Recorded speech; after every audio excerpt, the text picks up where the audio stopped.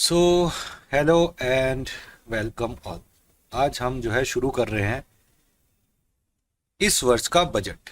मैं दिनेश राजपुरोहित, selected in RS 2018, और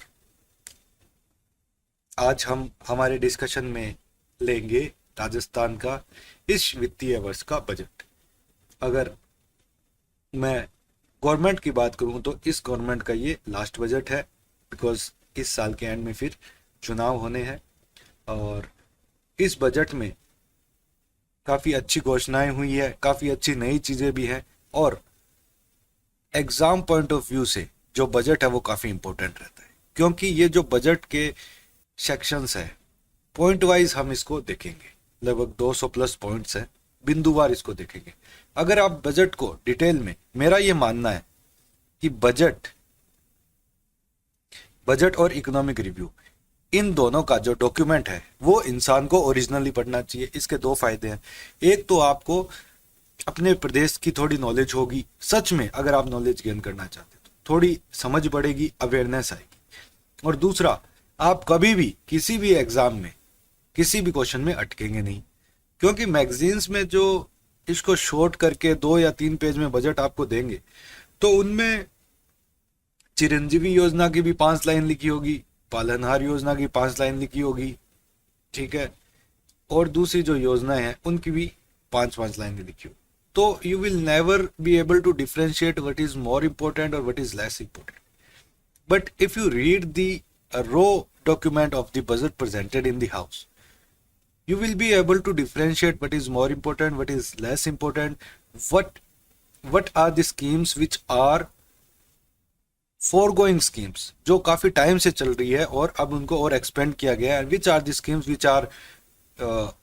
which started in recent past, in recent 2 3 years, and which schemes which are started in this budget।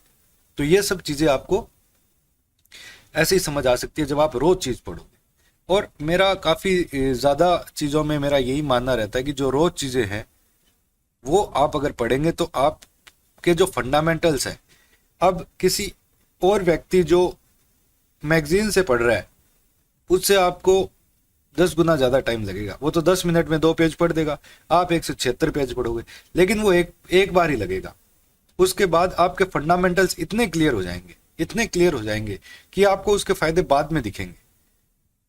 और इसके साथ देखो, economy, Rajasthan geography, ये दोनों भी आपके इसके साथ काफी मजबूत होंगे, क्योंकि आपको ये जानने का मौका मिलेगा कि जो डिफरेंट टूरिज्म प्लेसेस है वो कहाँ पे लोकेटेड है, डिफरेंट सर्किट्स है, ट्रांसपोर्ट एक्टिविटीज है, इंफ्रास्ट्रक्चर प्रोजेक्ट्स है, वो कहाँ कहाँ पे लोकेटेड है और अभी उनकी क्या यथास्थिति है। You will be able to find the actual state of our state, actual condition of our state, और जो रेवेन्यू है थोड़ा सा उसकी भी समझ पड़ेगी। तो एक एक्चुअल, जो मैं कहता हूं कि एक नागरिक को एज ए सिटीजन जो आपको समझ होनी चाहिए अपने स्टेट की, वो आपको बजट के डॉक्यूमेंट से आएगी। सो इसीलिए वी हैव प्रिफर्ड कि हम इसको रो पढ़े, ना कि इसका कुछ शॉर्ट बना के पढ़े या वैसे क्रैक पढ़े। अगर कोई पॉइंट इंपॉर्टेंट नहीं होगा, I will outrightly say that you can leave it, आप उसे छोड़ सकते हैं। मैं आपको साफ साफ बता दूंगा एग्जाम पॉइंट ऑफ व्यू से, और जो ज्यादा इंपॉर्टेंट होंगे उन्हें हम निशान लगाएंगे, उन्हें हाईलाइट करेंगे। बट समझते जाना है। और अब जैसे जैसे हम रो एक्ट पढ़ रहे हैं उसके हिसाब से आप शॉर्ट नोट्स बना लीजिए। जैसे पॉइंट नंबर 1 में जो मेन चीज है वो लिख लो, पॉइंट नंबर 2 पढ़ रहे हैं तो उसकी मेन चीज लिख लो। ये एक्ट 176 पेज का जो रो एक्ट है, फाइनली जब ये खत्म हो जाएगा तो आपकी कॉपी में ये 4 5 पेज में बन के खत्म हो जाना चाहिए। हम एक बार इसको पूरा देखेंगे, बाद में हम हमने जो नोट्स बनाए हैं उसी को रिवाइज करेंगे। हमारे नोट्स बनाने का ये फायदा हुआ कि हम कोई भी चीज छोड़ेंगे नहीं, और एक बार अंडरस्टैंड करके, एक बार कॉम्प्रिहेंसिव तरीके से समझ के हम जब नोट्स बनाएंगे, तब वो चाहे कितने भी छोटे छोटे हों, जब हम उसे बार बार पढ़ेंगे तो हमें ये डॉक्यूमेंट जो है हमारी नजरों के सामने आ जाएगा। तो ये बजट जो है हम डिस्कस करेंगे 2023-24 का जो बजट है। माननीय मुख्यमंत्री जी श्री अशोक गहलोत साहब ने इसको पेश किया है 10 फरवरी 2023 को सदन में। और जैसे ये बजट पेश होता है तो क्योंकि फाइनेंस मिनिस्टर का चार्ज भी माननीय मुख्यमंत्री जी के पास ही है, तो उन्होंने इस बजट को पेश किया, बजट 2023-24। ये वित्तीय वर्ष का बजट है और इस बजट को जैसे ही सदन में पेश होता है उसी तरीके से शुरू से हम पढ़ेंगे। तो माननीय अध्यक्ष महोदय इस टिप्पणी से, क्योंकि ये अध्यक्ष को एड्रेस किया जाता है बजट, इस दृष्टि से बजट पेश होता है और यहाँ पे सबसे पहले अनुमति ली जाती है बजट को पेश करने की। उसके बाद जो गत वर्षों में प्रीवियस ईयर्स में हमने कुछ प्रोग्रेस की है, स्टेट ने कुछ प्रोग्रेस की है या कुछ रिजल्ट्स स्टेट शो करना चाहती है, तो शुरू के 2-4 पॉइंट्स में वो होते हैं। उसके बाद 5वें-6ठे पॉइंट से जो है, जो बेसिक बजट है, वो मेन जो बजट है वो शुरू होता है। तो हम जो शुरू वाले पॉइंट्स हैं उनको भी देखेंगे, ठीक है, और उसको अंडरलाइन करते रहेंगे। आप नोट्स बनाते रहिए। अब पॉइंट नंबर 2 है तो कॉपी में आप लिख लीजिए 2, और उसमें कोई इंपॉर्टेंट बातें लगती है तो उसके आगे नोट कर लेना। तो दूसरा पॉइंट कहता है कि बजट के माध्यम से हमने प्रदेशवासियों के लिए खुशहाली लाने एवं आर्थिक सुरक्षा उपलब्ध कराने के साथ ही प्रदेश को विकास के नए आयाम तक पहुंचाने का प्रयास किया है। Well and good. सो हम पॉइंट सेकंड डिस्कस कर रहे थे। अच्छा, बीच में मैं इसलिए रुका कि मैं आपको ये बताना चाह रहा था कि ये जो डॉक्यूमेंट है for English medium students specially, कि the budget speech, the whole budget speech is not available in English language, it is available only in Hindi language. So we will discuss the document in Hindi language, but we will try to discuss the things, explain the things in both the language, Hindi as well as English, ताकि आप जो notes है वो English में भी तैयार कर सके, हिंदी में भी तैयार कर सकें। फॉर इंस्टेंस मैं आपको हमारे स्टेट की ऑफिशियल, ये हमारे स्टेट की ऑफिशियल वेबसाइट है, तो यहाँ पे देखिए बजट 2023 राजस्थान सरकार राज्य का budget.rajasthan.gov.in है। इसमें अगर आप यहाँ पे आएंगे बजट विवरण 2023-24 में, तो बजट स्पीच आपको मिलेगा और ये बजट स्पीच है जो हिंदी में है। हालांकि जो प्रेस नोट है, प्रेस नोट आपको हिंदी में और इंग्लिश में दोनों में मिल जाएगा। ये देखिए प्रेस नोट जो है वो हम जरूर डिस्कस करेंगे, लेकिन ये प्रेस नोट जो है ये 18 पेजेस का प्रेस नोट है और ये एक प्रकार की समरी है। तो मैं आप सबसे ये गुजारिश करूंगा कि इसका प्रिंट आउट आप अपने पास जरूर रखें, और जैसे ही हमारा बजट एक बार हो जाएगा तो हम इसको डिस्कस जरूर करेंगे, बट फिलहाल जो है हम बजट के बारे में ही डिस्कशन अपना जारी रखेंगे। तो सेकंड पॉइंट कहता है कि मुझे सदन को यह अवगत कराते हुए प्रसन्नता है कि कोरोना से उत्पन्न विषम स्थिति के उपरांत भी कुशल वित्तीय प्रबंधन कर 80% से अधिक जन घोषणाएं तथा 4 वर्षों के कुल 2722 बजट घोषणाएं बिंदु में से 85% जो है वो धरातल पर राज्य सरकार ने, जैसे कि मैंने बताया पिछले बजट का कितना काम कर चुके हैं, क्या हुआ है, वो सबसे पहले 2-3 पॉइंट में बताया जाता है। फिर ये स्टेट गवर्नमेंट के क्या प्रयास रहे हैं और इसमें जो सुझाव लिए हैं उन सब की जन सामान्य की भावनाओं को समावेशित किया गया है, इस तरीके से बजट रखा गया है, ये सब बात इसमें थर्ड पॉइंट में कही गई है। Second and third point not relevant for exam point of view, ठीक है। जो चौथा पॉइंट है उसमें ये बताया गया है कि जैसे कोरोना काल का समय शुरू हुआ था तो राजस्थान सतर्क है, इस तरीके की मुहिम चलाई गई थी। फिर हमारा भीलवाड़ा जो मॉडल था, जो कंटिजेंसी एरियाज को अलग से एक आइसोलेट करके उन्हें कोविड का जो इन्फेक्शन है वो दूसरे एरियाज में और ना हो, आइसोलेशन वाला, और क्या टर्म उसके लिए यूज की जाती थी मैं अभी थोड़ा भूल रहा हूँ, आइसोलेट करके और उसको क्वारंटीन करके एक जो एरिया वाइज क्वारंटीन कर देना जहाँ पे संक्रमित ज़्यादा है, उस तरीके से भीलवाड़ा मॉडल को प्रोसीड किया गया था। काफ़ी फेमस हुआ था पूरे इंडिया में उस वक्त, और कोई भूखा ना सोए इस तर्ज पर राज्य सरकार ने मुहिम चलाई थी, जिसमें फ्री ऑफ कॉस्ट जो है अन्न जो है वो प्रोवाइड किए गए थे, वीट्स और इस तरीके की खाद्य सामग्री जो है वो प्रोवाइड की गई थी।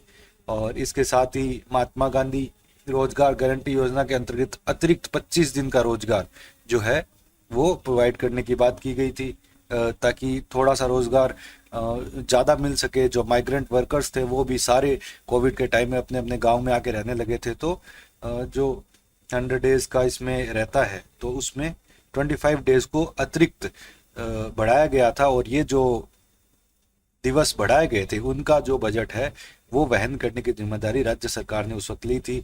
तो ये कोविड काल के कारण जो समस्याएं आई थी उसमें स्टेट गवर्नमेंट का क्या स्टैंड रहा था, स्टेट गवर्नमेंट ने क्या कार्य किए थे और किसमें हम उसमें कितने सफल हो पाए, इस तरीके से जो एक ब्यौरा होता है वो माननीय मुख्यमंत्री जी सदन के सामने रखते हैं। और फिर पांचवा पॉइंट जो है, हमारी सरकार ने इस कार्यालय में कई चुनौतियां आई, किंतु जन जन की सेवा के ध्येय के साथ हम सदा तत्पर रहे और आगे भी रहेंगे। अब देखिए, जैसे ये एक कोटेशन है, तो ये एक बेसिक फंडा होता है कि जब आप कोई भी अच्छा प्रेजेंटेशन प्रेजेंट कर रहे हैं तो आप उसमें कोटेशन, कुछ शेर शायरी ऐसा अच्छी जो इंस्पायरिंग हो वो आप उस डॉक्यूमेंट में रखें। अगर आप हिंदी का जो 4th पेपर देखते हैं आरएस का, ठीक है, उसमें भी ये रिक्वायर्ड होता है कि जब आपको निबंध लिखना होता है और भी उसमें एक पंक्ति आती है, उसका एक्सप्लेनेशन मांगते हैं, इस तरीके से कुछ चीज़ें होती है। इंग्लिश में भी आपका पैराग्राफ राइटिंग और ये सब है। तो इसमें अगर आप इस तरीके के से कुछ कोटेशन, किसी को कोट करते हैं, कुछ ऐसा पंक्तियां लिखते हैं, तो वो एग्जामिनर पर एक अलग से इम्पैक्ट डालती है और नंबर स्नैच करने में आपको फायदा दिलाती है। कर्म में अगर सच्चाई है तो कर्म कहाँ निष्फल होगा, हर एक संकट का हल होगा, आज नहीं तो कल होगा। बहुत अच्छी बात है, बहुत ही अच्छा संकेत। देखिए, बजट शुरू होते ही माननीय मुख्यमंत्री जी द्वारा रखा गया है कि कर्म में अगर सच्चाई है तो वो कैसे निष्फल होगा, और हर एक संकट का हल होगा, आज नहीं तो वो कल होगा। ये आपके जीवन पर भी वैसे ही अप्लाई होता है, राज्य सरकार पर भी वैसे ही अप्लाई होता है, पूरे एग्जिस्टेंस पर, विश्व पर, ब्रह्मांड पर और पूरे जो अस्तित्व है उस पर ये एज इट इज जो है ये पंक्तियां अप्लाई होती है, चाहे वो चींटी का जीवन हो, हाथी का जीवन हो या ओवरऑल सोलर सिस्टम का जीवन। ठीक है, कि अगर आप कार्य कर रहे हैं, ईमानदारी से कर रहे हैं, ठीक है, और किसी लक्ष्य को लेकर चल रहे हैं, तो आपका वो जो कर्म है वो कभी निष्फल नहीं जाए। वो जिस रूप में आप चाह रहे हैं उस रूप में नहीं मिलकर किसी और रूप में मिलेगा। कोई भी संकट है वो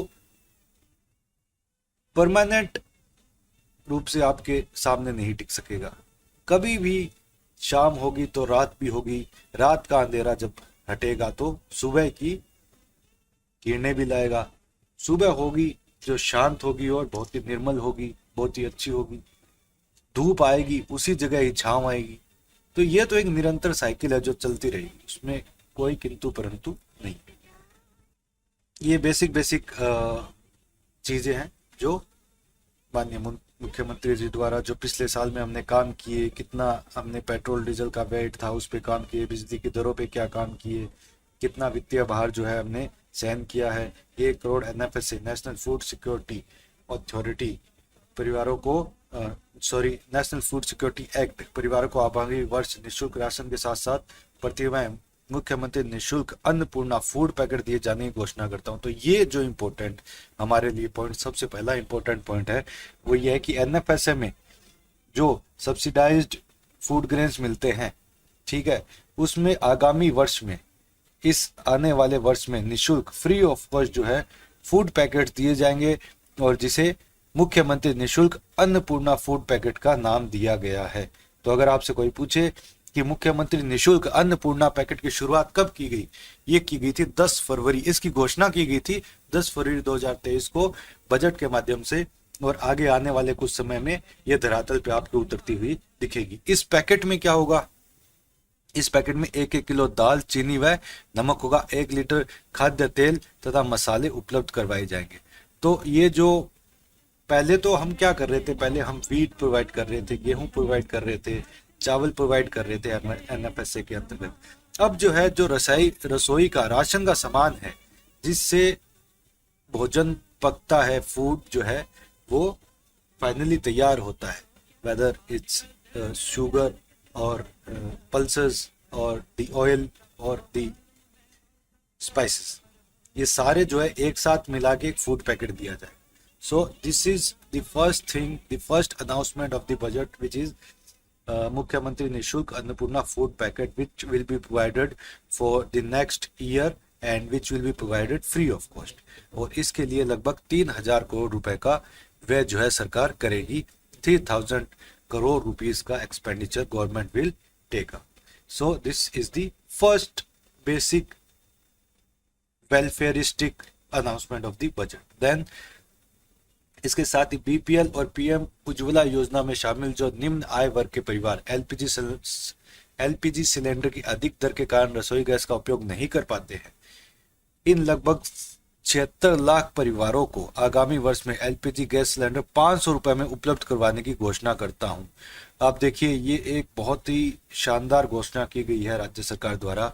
जो बीपीएल परिवार है या पीएम उज्ज्वला योजना में निम्न आय वर्ग के परिवार पीएम उज्ज्वला योजना में भी अंकित किए गए हैं, दी फैमिलीज मार्क्ड एज बीपीएल और low income families under PM Ujjwala Yojana. These families will be provided the LPG gas cylinder at 500 rupees per unit. इस पर 1,500 करोड़ रुपए का व्यय होगा. 1,500 करोड़ रुपीस का एक्सपेंडिचर इस योजना के तहत राज्य सरकार द्वारा किया जाएगा.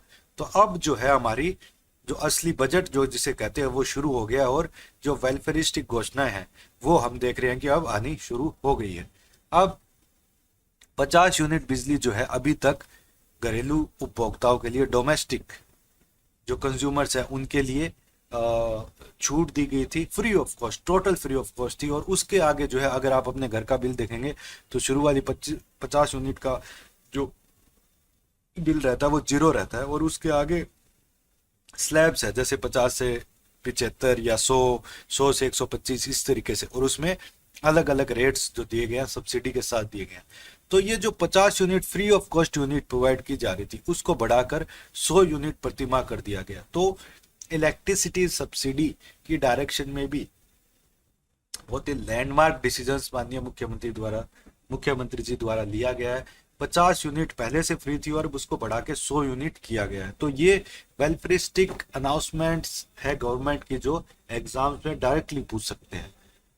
और ये जब हम कंसिडर करेंगे तो 19 लाख में से 1 करोड़ 4 लाख से अधिक 1 करोड़ 19 लाख में से 1 करोड़ 4 लाख से अधिक परिवारों को डायरेक्ट बेनिफिट इस घोषणा से मिलेगा.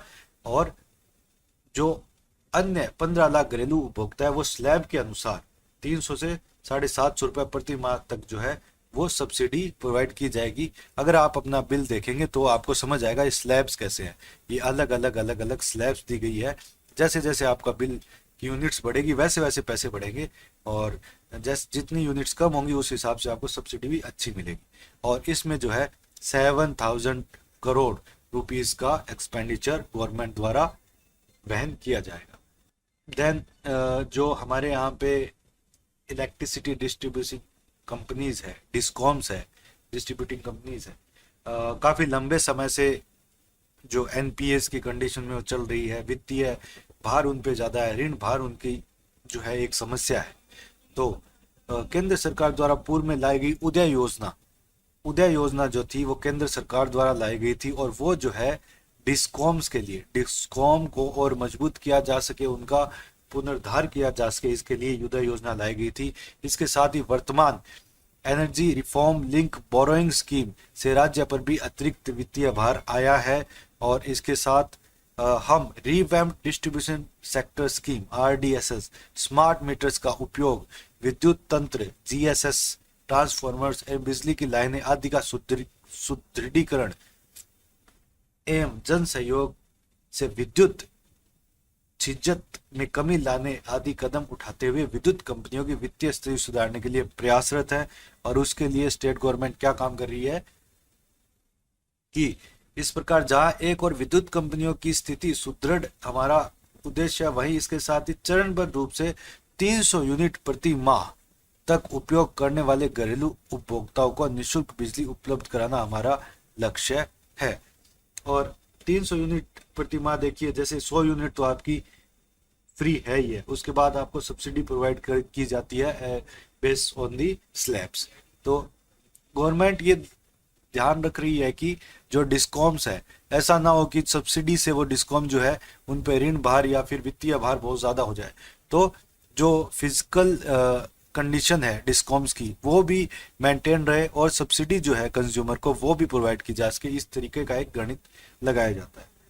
इस प्रकार हमारे द्वारा डीजल पेट्रोल पर लागू वैट को कम कर लगभग 7,500 करोड़ की छूट को आगे भी जारी रखने के साथ साथ आगामी वर्ष में सस्ते एलपीजी गैस सिलेंडर, निशुल्क फूड पैकेट और निशुल्क घरेलू बिजली, ये तीनों जो है अभी अभी हम डिस्कस करके आए हैं कि जो एलपीजी सिलेंडर है, जो बीपीएल और लो इनकम जनरेटिंग फैमिलीज है, these families will be provided the LPG gas cylinder at the cost of Rs 500. Then the free food packet, which will include oil, okay, spices,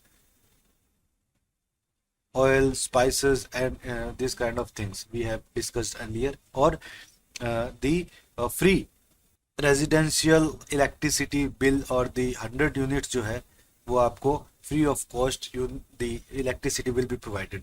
These three announcements are basic three announcements which are announced in this fifth point of the budget. So ये तीनों जो है, इन तीनों को मिला के राज्य सरकार पर लगभग 19,000 करोड़ रुपए का भार आएगा और 19,000 करोड़ से अधिक का ही जो है महंगाई राहत पैकेज दिया जाना प्रस्तावित किया गया है। इसका नाम दिया गया है महंगाई राहत पैकेज। सो इस तरीके से सबसे पहला जो हैंडसम वेलफेयरिस्टिक अनाउंसमेंट है वो एलपीजी सिलेंडर का, फूड पैकेट का और 100 यूनिट्स तक बिजली का जो बिल है उसको बढ़ाने के लिए कहा गया। अब जो है जो बजट है वो थीम वाइज शुरू होता है। थीम वाइज मतलब अब समाज कल्याण की क्या घोषणाएं हैं, उद्योग विभाग की क्या घोषणाएं हैं और वित्त विभाग की क्या घोषणाएं हैं, खेल विभाग की क्या घोषणा है, इस तरीके से बजट चलेगा। जिसमें से सबसे पहली जो थीम ली गई है वो है युवा विकास और कल्याण। ठीक है, यूथ, अगर मैं इंग्लिश में इसे बोलूं तो youth development and welfare. Youth development and welfare में माननीय मुख्यमंत्री जी क्या चीज लेके आए हैं बजट में, ये हम देखेंगे कि देश के पूर्व राष्ट्रपति और भारत रत्न डॉक्टर एपीजे अब्दुल कलाम ने क्या कहा था यूथ के बारे में। The ignited minds of the youth is the most powerful resources on earth. Youth के जो ignited minds है उनसे बड़ा, उनसे शक्तिशाली, उनसे पावरफुल कोई रिसोर्स नहीं है इस अर्थ पे, इस धरती पे। I am convinced that the power of the youth, if properly directed, अगर उन्हें अच्छी डायरेक्शन दी जाए, will bring about transformed humanity by meeting its challenge and bring peace and prosperity. शांति को और समृद्धि को अपने साथ में लेते हुए जो हमारे साथ में चुनौती आ रही है, उस चुनौतियों को निपटते हुए मानवता को ट्रांसफॉर्म करने की जो क्षमता है वो यूथ के पास है, अगर उस यूथ को प्रॉपर डायरेक्शन दी जाए। आज के डेट में अगर हम देखेंगे तो इंडिया की डेमोग्राफिक डिविडेंड बहुत ही अच्छी स्थिति पे है, जहां डेमोग्राफी चाइना की, जापान की और most of the European countries की जो एवरेज एज है वो काफी ज्यादा है और वो कहा जाता है कि वो अब बूढ़ों के दोष घोषित किए जाएंगे। उनमें जो डिपेंडेंट्स है, जो नॉन वर्किंग एज के जो लोग हैं, ओल्ड एज के लोग हैं, वो ज्यादा हो रहे हैं, यूथ की वहां पे कमी है। लेकिन इंडिया में ऐसा नहीं है। इंडिया में 15 से 40 साल के बीच का जो यूथ है वो काफी अच्छा हैंडसम अमाउंट में है, बस उसे नई डायरेक्शन देने की जरूरत है। तो यूथ के लिए क्या क्या हम करेंगे इस बजट में। 7वां जो पॉइंट है वो ये कहता है कि जो यूथ है उसको और स्ट्रेंथन करने के लिए, उसको डेवलपमेंट में पार्टिसिपेंट बनाने के लिए 2023-24 का जो बजट है वो युवाओं पर केंद्रित करने का प्रयास किया गया है। ठीक है, उसमें मेनली रोजगार, कौशल और क्षमता विकास, मतलब कैपेसिटी डेवलपमेंट, ट्रेनिंग या फिर डेवलपमेंट ट्रेनिंग, या इस तरीके से आप कह सकते हैं कौशल को, और रोजगार में एम्प्लॉयमेंट। ठीक है, तो एम्प्लॉयमेंट, कैपेसिटी बिल्डिंग, ये सब जो कार्य है यूथ का किया जाएगा। और कैसे किया जाएगा ये देखेंगे। अगर कौशल का अगर एग्जैक्ट मैं लिखूं तो वो स्किल्स होगा, ट्रेनिंग नहीं होगा, स्किल्स। 8वां पॉइंट जो है वो ये कहता है। अब 8वें पॉइंट में ये पॉइंट है इंपॉर्टेंट। अभी तो हमने बातें कर ली भाई, ये करेंगे वो करेंगे, अब करना क्या है। ये जो 8वें पॉइंट में बताया गया है कि माननीय अध्यक्ष महोदय, हमने विभाग के रोजगार, शिक्षा, स्किल, पर्सनैलिटी डेवलपमेंट के हेतु कदम उठाए हैं। इसमें सर्वांगीण विकास के लिए युवा नीति जो है उसको बनाने के लिए प्रस्तावित किया गया है, प्रपोज किया गया है यूथ पॉलिसी। सो देखिए, पिछले बजट में जो है वो विमेन पॉलिसी की बात की गई थी, महिला पॉलिसी की बात की गई थी, और महिला पॉलिसी राजस्थान की बनकर आ भी चुकी है। आप इसके बारे में ध्यान रखें और हो सके तो इसका डॉक्यूमेंट डाउनलोड करके थोड़ा देख भी लें। अब इस वर्ष में जो है यूथ पॉलिसी की जो बात कर रहे हैं माननीय मुख्यमंत्री जी, यूथ के लिए एक डेडिकेटेड पॉलिसी लाई जाएगी जिसमें यूथ का विकास कैसे होना है, यूथ पे कितना फाइनेंस हमें एलोकेट करना और किस तरीके से आगे बढ़ना है यूथ को लेकर, तथा इस नीति के तहत 500 करोड़ रुपए के युवा विकास कल्याण कोष का गठन किया जाना भी प्रस्तावित है। तो एक तो यूथ पॉलिसी तैयार होगी और उस यूथ पॉलिसी के अंतर्गत youth development and welfare fund YDWF short में बता रहा हूं, youth development and welfare fund create होगा इस पॉलिसी के अंतर्गत, जो 500 करोड़ रुपए का होगा। और इस कोष के अंतर्गत, इस फंड के अंतर्गत क्या होगा, ओके, तो इस फंड में जो 500 करोड़ है ये 3 अलग अलग सेक्टर्स में इसको बांटा गया है। 200 करोड़ यहाँ, 100 करोड़ यहाँ, 200 करोड़ यहाँ। 200 करोड़ रुपए से क्या होगा, दक्षता विकास, स्किल डेवलपमेंट, कौशल प्रशिक्षण या फिर स्किल ट्रेनिंग व रोजगार उन्मुखी संसाधन, एम्प्लॉयमेंट ओरिएंटेड रिसोर्सेस। ये मैं आपको इंग्लिश में भी इनके जो वर्ड्स हैं वो बताते जा रहा हूं ताकि इंग्लिश मीडियम वालों को भी ज्यादा दिक्कत ना हो। 200 करोड़ रुपए की स्किल एनहेंसमेंट के लिए और एम्प्लॉयमेंट ओरिएंटेड रिसोर्सेज को उपलब्ध करवाने के लिए गवर्नमेंट अवेलेबल करवाने के लिए government will try its best. Now 100 crore rupees will be allocated for समग्र व्यक्तित्व विकास। It means overall personality development, OPD। Overall personality development के लिए 100 करोड़ रुपए का निवेश करेगी युवाओं का राज्य सरकार। 200 करोड़ रुपए education, scholarship and related resources हेतु एक्सपेंडिचर करेगी, व्यय करेगी। सो इसमें जो मेन बातें हैं, 9th पॉइंट आगे, 8th पॉइंट को हम वापस से देख लेते हैं। 8th पॉइंट में 3-4 जो है, अगर मैं शॉर्ट नोट्स बना रहा हूं तो मैं इस तरीके से बनाऊंगा। 8वां पॉइंट है, 8वें पॉइंट में यूथ पॉलिसी जो है वो आएगी, और इस यूथ पॉलिसी में 500 करोड़ रुपए का क्या बनेगा, youth development and welfare fund बनेगा। और ये 500 करोड़ रुपए किस तरीके से बांटे जाएंगे, 200, 100 और 200। ये तो आपका ट्रेनिंग प्लस आपका एम्प्लॉयमेंट ओरिएंटेड रिसोर्सेज होगा। 100 करोड़ रुपए का आपका ओवरऑल पर्सनैलिटी डेवलपमेंट होगा और 200 करोड़ रुपए का आपका एजुकेशन एंड स्कॉलरशिप होगा। ठीक है, तो ये मेरा इतना सा एक लाइन में मेरा 8वां पॉइंट तैयार हो गया। इस पॉइंट में मेरा कुछ नहीं छूटा है और सारी चीजें इंक्लूड हो गई है। और यूथ पॉलिसी है वो फर्स्ट ऑफ द टाइम जो है स्टेट में तैयार की जाएगी। तो ये 8वां पॉइंट मेरा इस तरीके से नोट्स में मेरा तैयार हो गया। अब 9th पॉइंट क्या कहता है, युवाओं को सरकारी क्षेत्र में रोजगार के अधिकाधिक अवसर उपलब्ध कराने के लिए 4 वर्ष के कार्यकाल में 1,42,000 से अधिक नियुक्तियां की जा चुकी है। इससे पहले ही अभी तक 4 साल जो है गवर्नमेंट के पूरे हो चुके हैं, जिसमें 1 लाख लगभग 1.5 लाख के पास जो है भर्तियां हो चुकी है और 81,000 जो भर्तियां प्रक्रियाधीन है, किसी का रिजल्ट पेंडिंग है, किसी का डॉक्यूमेंट वेरिफिकेशन वगैरह वगैरह।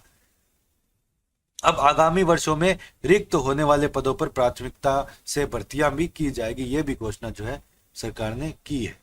तो इस पॉइंट में तो यही बताया है कि कितनी भर्तियां अभी तक हो चुकी है और आगे आने वाले टाइम में हम और भर्तियां करेंगे। तो एग्जाम पॉइंट ऑफ व्यू से इस पॉइंट का हमारे लिए एज सच कोई भी इंपॉर्टेंस नहीं है।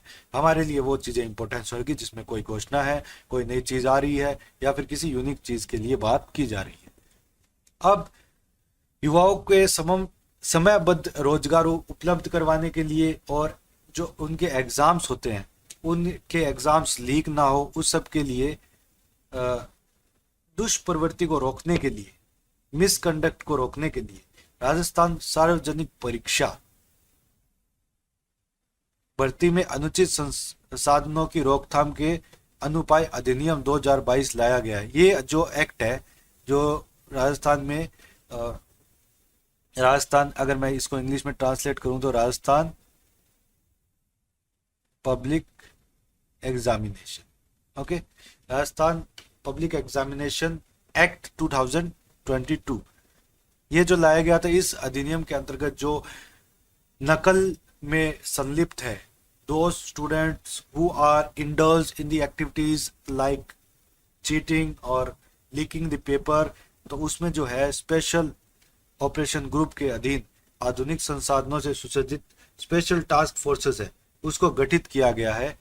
गठित आई एम सॉरी, इसमें एक क्लैरिफिकेशन दे दूं, ये जो हमारा एक्ट है ये तो पहले ही आ चुका है, लेकिन जो एसटीएफ है ये इस बजट घोषणा से माननीय मुख्यमंत्री जी ने घोषणा की है कि एसटीएफ बनाई जाएगी, जिसमें स्पेशल टास्क फोर्स वो यही काम करेगी कि इस अधिनियम के जो नियम कायदे कानून है, एक तो उनका प्रॉपर इम्प्लीमेंटेशन हो, और दूसरा जो लोग इस नकल में और इस पेपर लीक करने में संलिप्त है उनके खिलाफ हाईटेक रिसोर्सेज से इन्वेस्टिगेशन को प्रोसीड किया जाए और फाइनल अपने रिमार्क पर जल्दी से जल्दी पहुंचकर जो केस है उसको एक्सपीडिएट किया जाए। और जो कैलेंडर्स आ रहे हैं उनके हिसाब से जो है भर्तियां हो सके, उनमें कोई रिकॉर्ड ना हो, तो उसके लिए आरपीएससी के लिए और आरएसएसबी के लिए सुदृढ़ीकरण के लिए और मॉडर्नाइजेशन के लिए, स्ट्रेंथन करने के लिए और मॉडर्नाइजेशन के लिए 50 करोड़ रुपए प्रस्तावित किए हैं।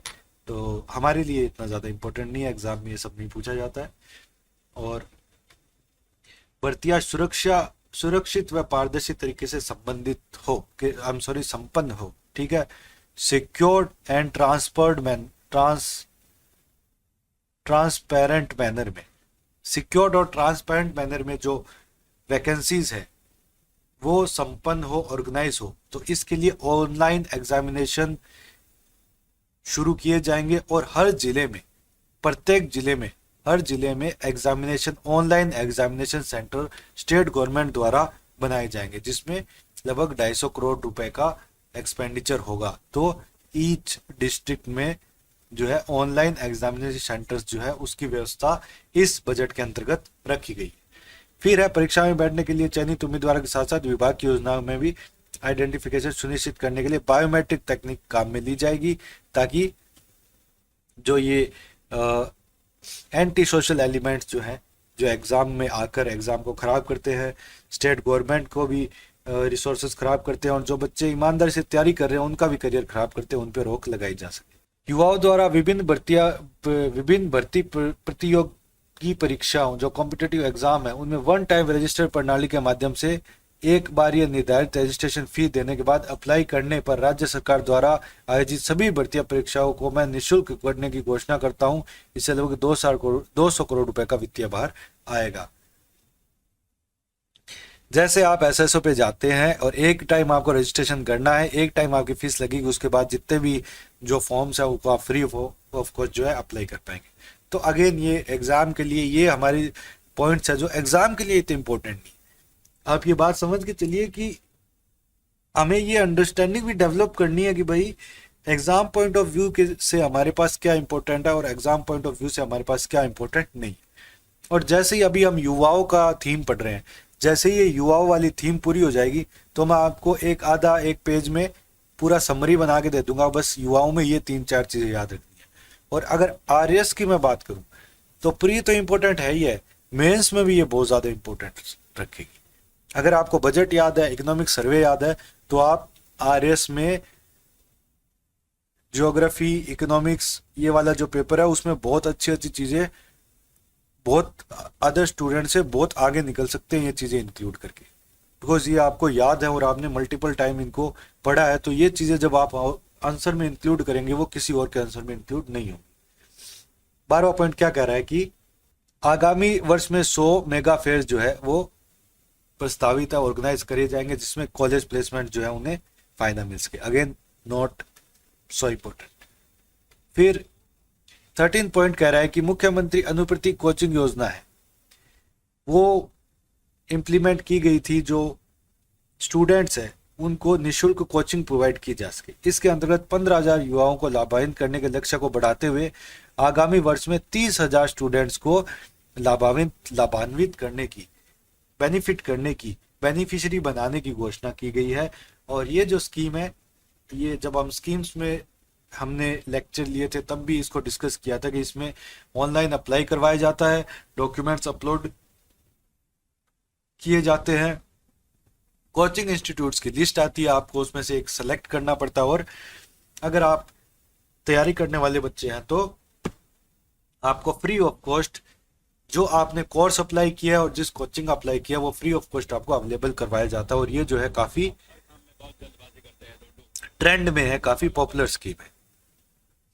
विद्यार्थियों को प्रतियोगी परीक्षाओं के लिए कॉम्पिटिटिव एग्जाम की तैयारी के लिए आवासीय सुविधा उपलब्ध कराने के लिए दिल्ली में, न्यू दिल्ली में Nehru youth transit hostel and facilitation centre बनाया जा रहा है। इसी क्रम में अब मैं जिला मुख्यालयों पर भी 75 करोड़ रुपए की लागत से 100 आवासीय क्षमता के विवेकानंद यूथ हॉस्टल बनाए जाने की घोषणा करता हूं। ये अब एक वापस से अच्छी घोषणा है कि जो आप कॉम्पिटिटिव एग्जाम्स की तैयारी करते हैं, ठीक है, तो अभी आप देखते हैं जैसे हमारे यहाँ पे कोटा है, जयपुर है, बड़े बड़े शहरों में जो आदमी जब तैयारी करता है, स्टूडेंट जब तैयारी करता है तो उसकी खुद की फीस इतनी नहीं होती है जितनी उसकी रहने का और खाने का किराया लग जाता है।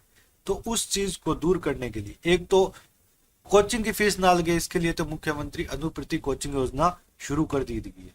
फिर आपकी जो है हॉस्टल की और इस चीज की व्यवस्था हो सके, इसीलिए हर जिले मुख्यालय पे 100 आवासीय क्षमता के 100 कैंडिडेट्स की कैपेसिटी के विवेकानंद यूथ हॉस्टल खोले जाएंगे ताकि वहां पे रह के कोचिंग जो है अगर कोई करना चाहे कॉम्पिटिटिव एग्जाम्स की तो बच्चा कर सके।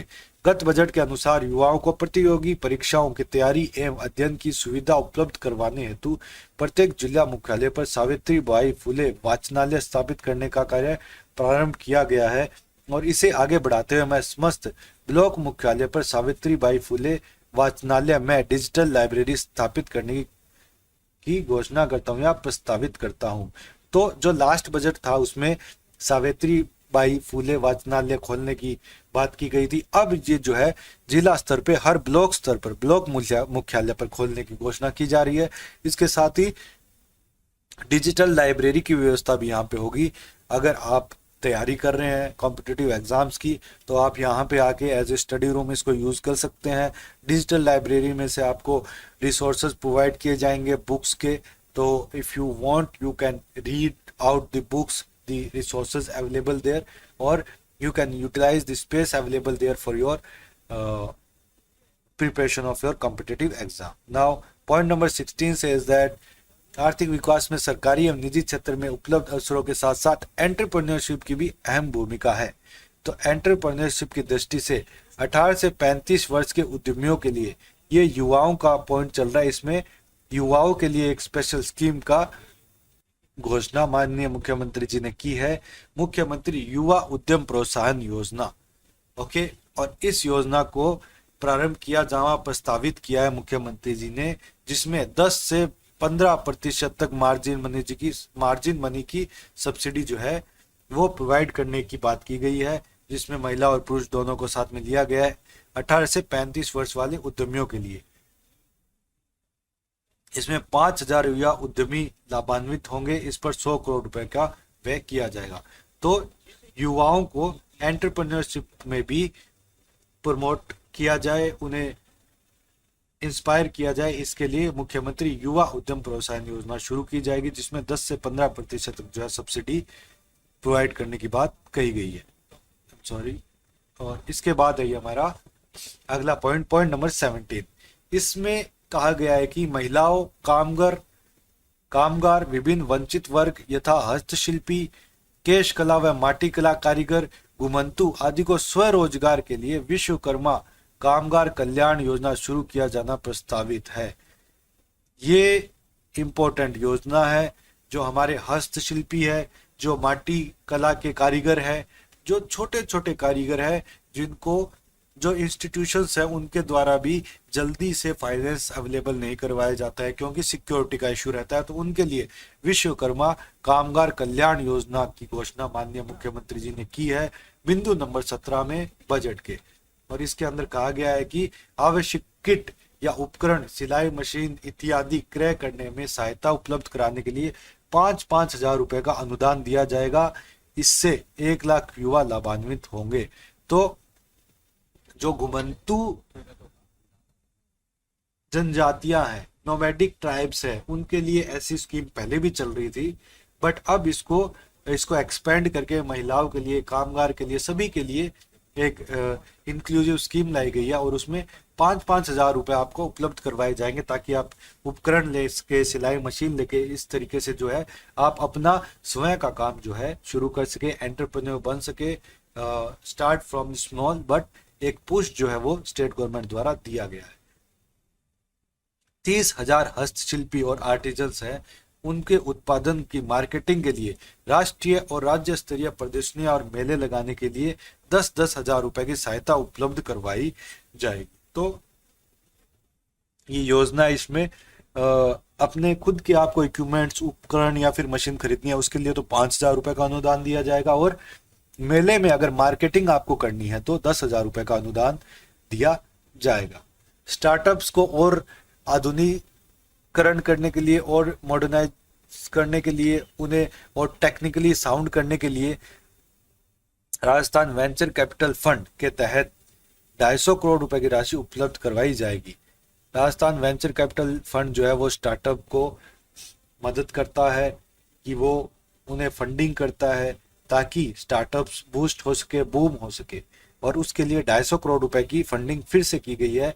इसके साथ ही आई स्टार्ट फंड के माध्यम से स्टार्टअप को सरकार की ओर से उपलब्ध कराए जाने वाली मैचिंग शेयर की सीमा 25 लाख रुपए से बढ़ाकर 1 करोड़ रुपए करने की घोषणा की है।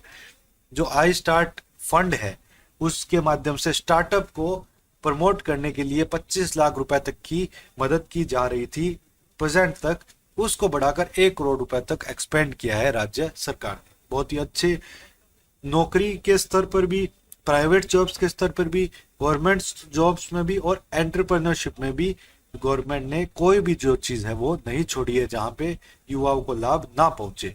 प्रदेश में युवाओं को अपना स्टार्टअप स्थापित करने हेतु प्रोत्साहित करने एवं आवश्यक सहायता उपलब्ध कराने की दृष्टि से आगामी वर्ष 75 करोड़ रुपए की लागत से ग्रामीण तथा स्कूल के विद्यार्थी हेतु चयनित विद्यालयों, महाविद्यालयों में I start launch pad nest की स्थापना और संचालित किया जाएगा। I start launch pad nest जो है वो चयनित स्कूलों और महाविद्यालयों में शुरू किया जाएगा। उसके माध्यम से जो स्टूडेंट्स है उनमें एंटरप्रेन्योरशिप स्किल्स है, एंटरप्रेन्योरशिप इन्वायरमेंट क्रिएट किया जाएगा और ट्रेनिंग प्रोवाइड की जाएगी, कॉन्फ्रेंसेस, वर्कशॉप्स प्रोवाइड की जाएगी ताकि वो स्टार्टअप्स का जो एक गलियारा है उसमें प्रवेश करे और आगे बढ़े। तो इसके लिए I start launch pad nest की स्थापना की जाएगी। फिर राजीव गांधी इनोवेशन चैलेंज के अंतर्गत प्रथम अवार्ड की राशि 2 करोड़ से बढ़ाकर 5 करोड़ रुपए करने के साथ ही 35 करोड़ की राशि के कुल 100 पुरस्कार दिए जाने प्रस्तावित है।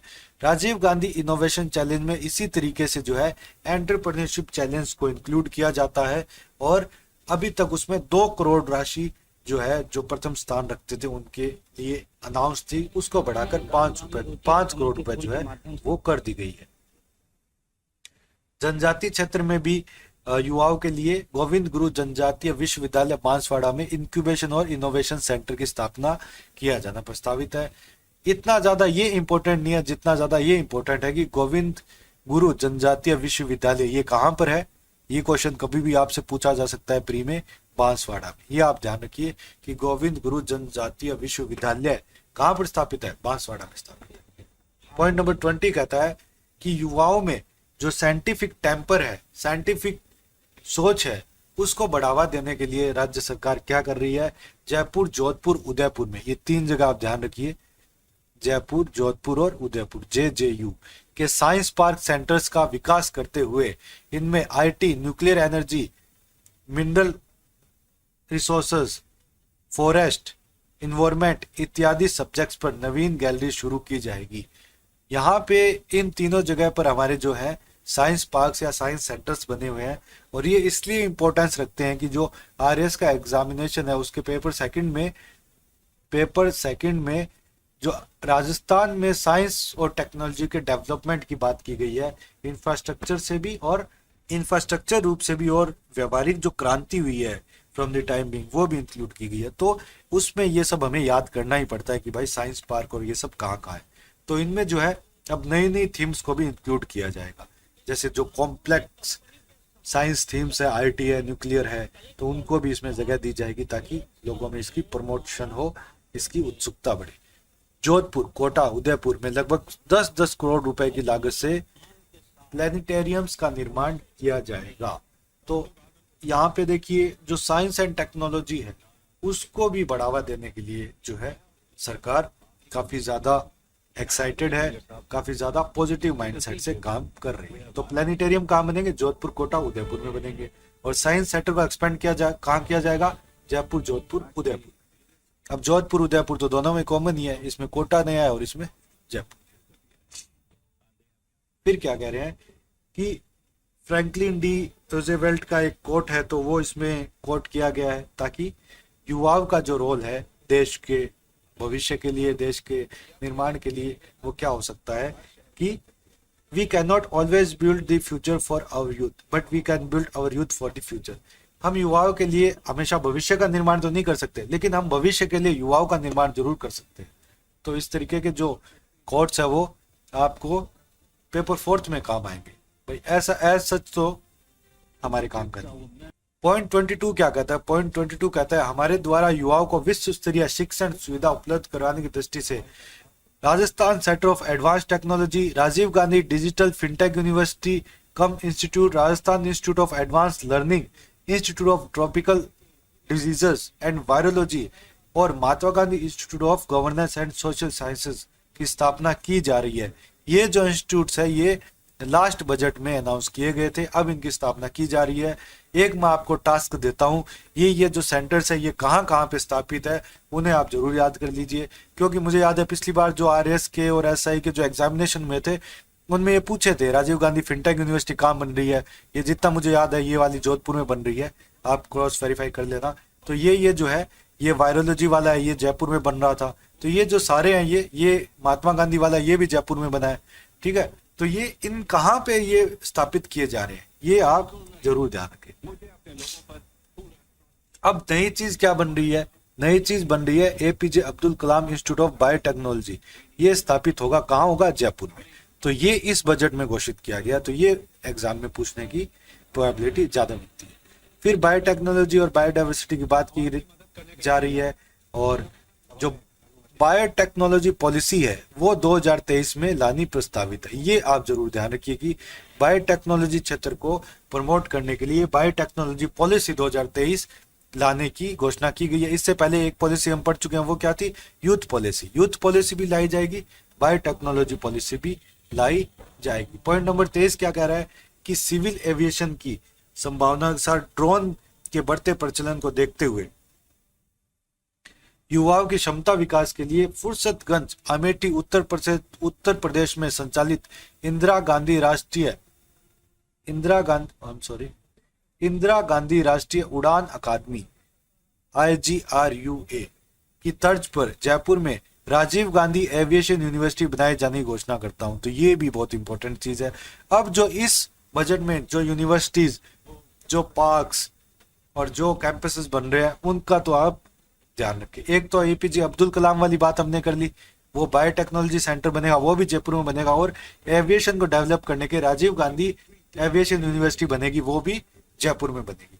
इसके अंदर क्या होगा? पायलट ट्रेनिंग दी जाएगी, एयरक्राफ्ट मेंटेनेंस की ट्रेनिंग दी जाएगी, एविएशन से रिलेटेड जितनी भी कोर्सेज है वो इसमें प्रोवाइड किए जाएंगे। पॉइंट नंबर 14 क्या कहता है? पॉइंट नंबर 14 कहता है कि जो माइंस और पेट्रोलियम एरिया है, माइंस एंड पेट्रोलियम का जो एरिया है उसमें काफी ज्यादा संभावनाएं हैं, और राजस्थान की RSMML जो है वो राजस्थान की PSU है जो इसमें कार्य कर भी रही है। तो इसके सहयोग से माइनिंग यूनिवर्सिटी की स्थापना करना प्रस्तावित है। ये एक बहुत ही इंपॉर्टेंट अनाउंसमेंट है, क्योंकि राजस्थान में अगर आप देखेंगे तो 81 से ज्यादा तो खनिज है, और उनमें से 56 से ज्यादा खनिज जो है हम एक्सट्रैक्ट कर रहे हैं माइन से, जिसमें लेड, जिंक, वोलेस्टोनाइट, इस सब में, मार्बल्स, इन सब में तो हम 100% हम ही अचीव कर रहे हैं। तो माइनिंग यूनिवर्सिटी की जो स्थापना है वो ऑब्वियसली हमारे स्टेट को काफी आगे लेके जाएगी, और वो किसके मदद से होगी, RSMML की तरफ से। इसके साथ ही ILD स्किल यूनिवर्सिटी के नाम का नाम जो है विश्वकर्मा स्किल यूनिवर्सिटी किया जाना प्रस्तावित है, नॉट सो इम्पोर्टेंट।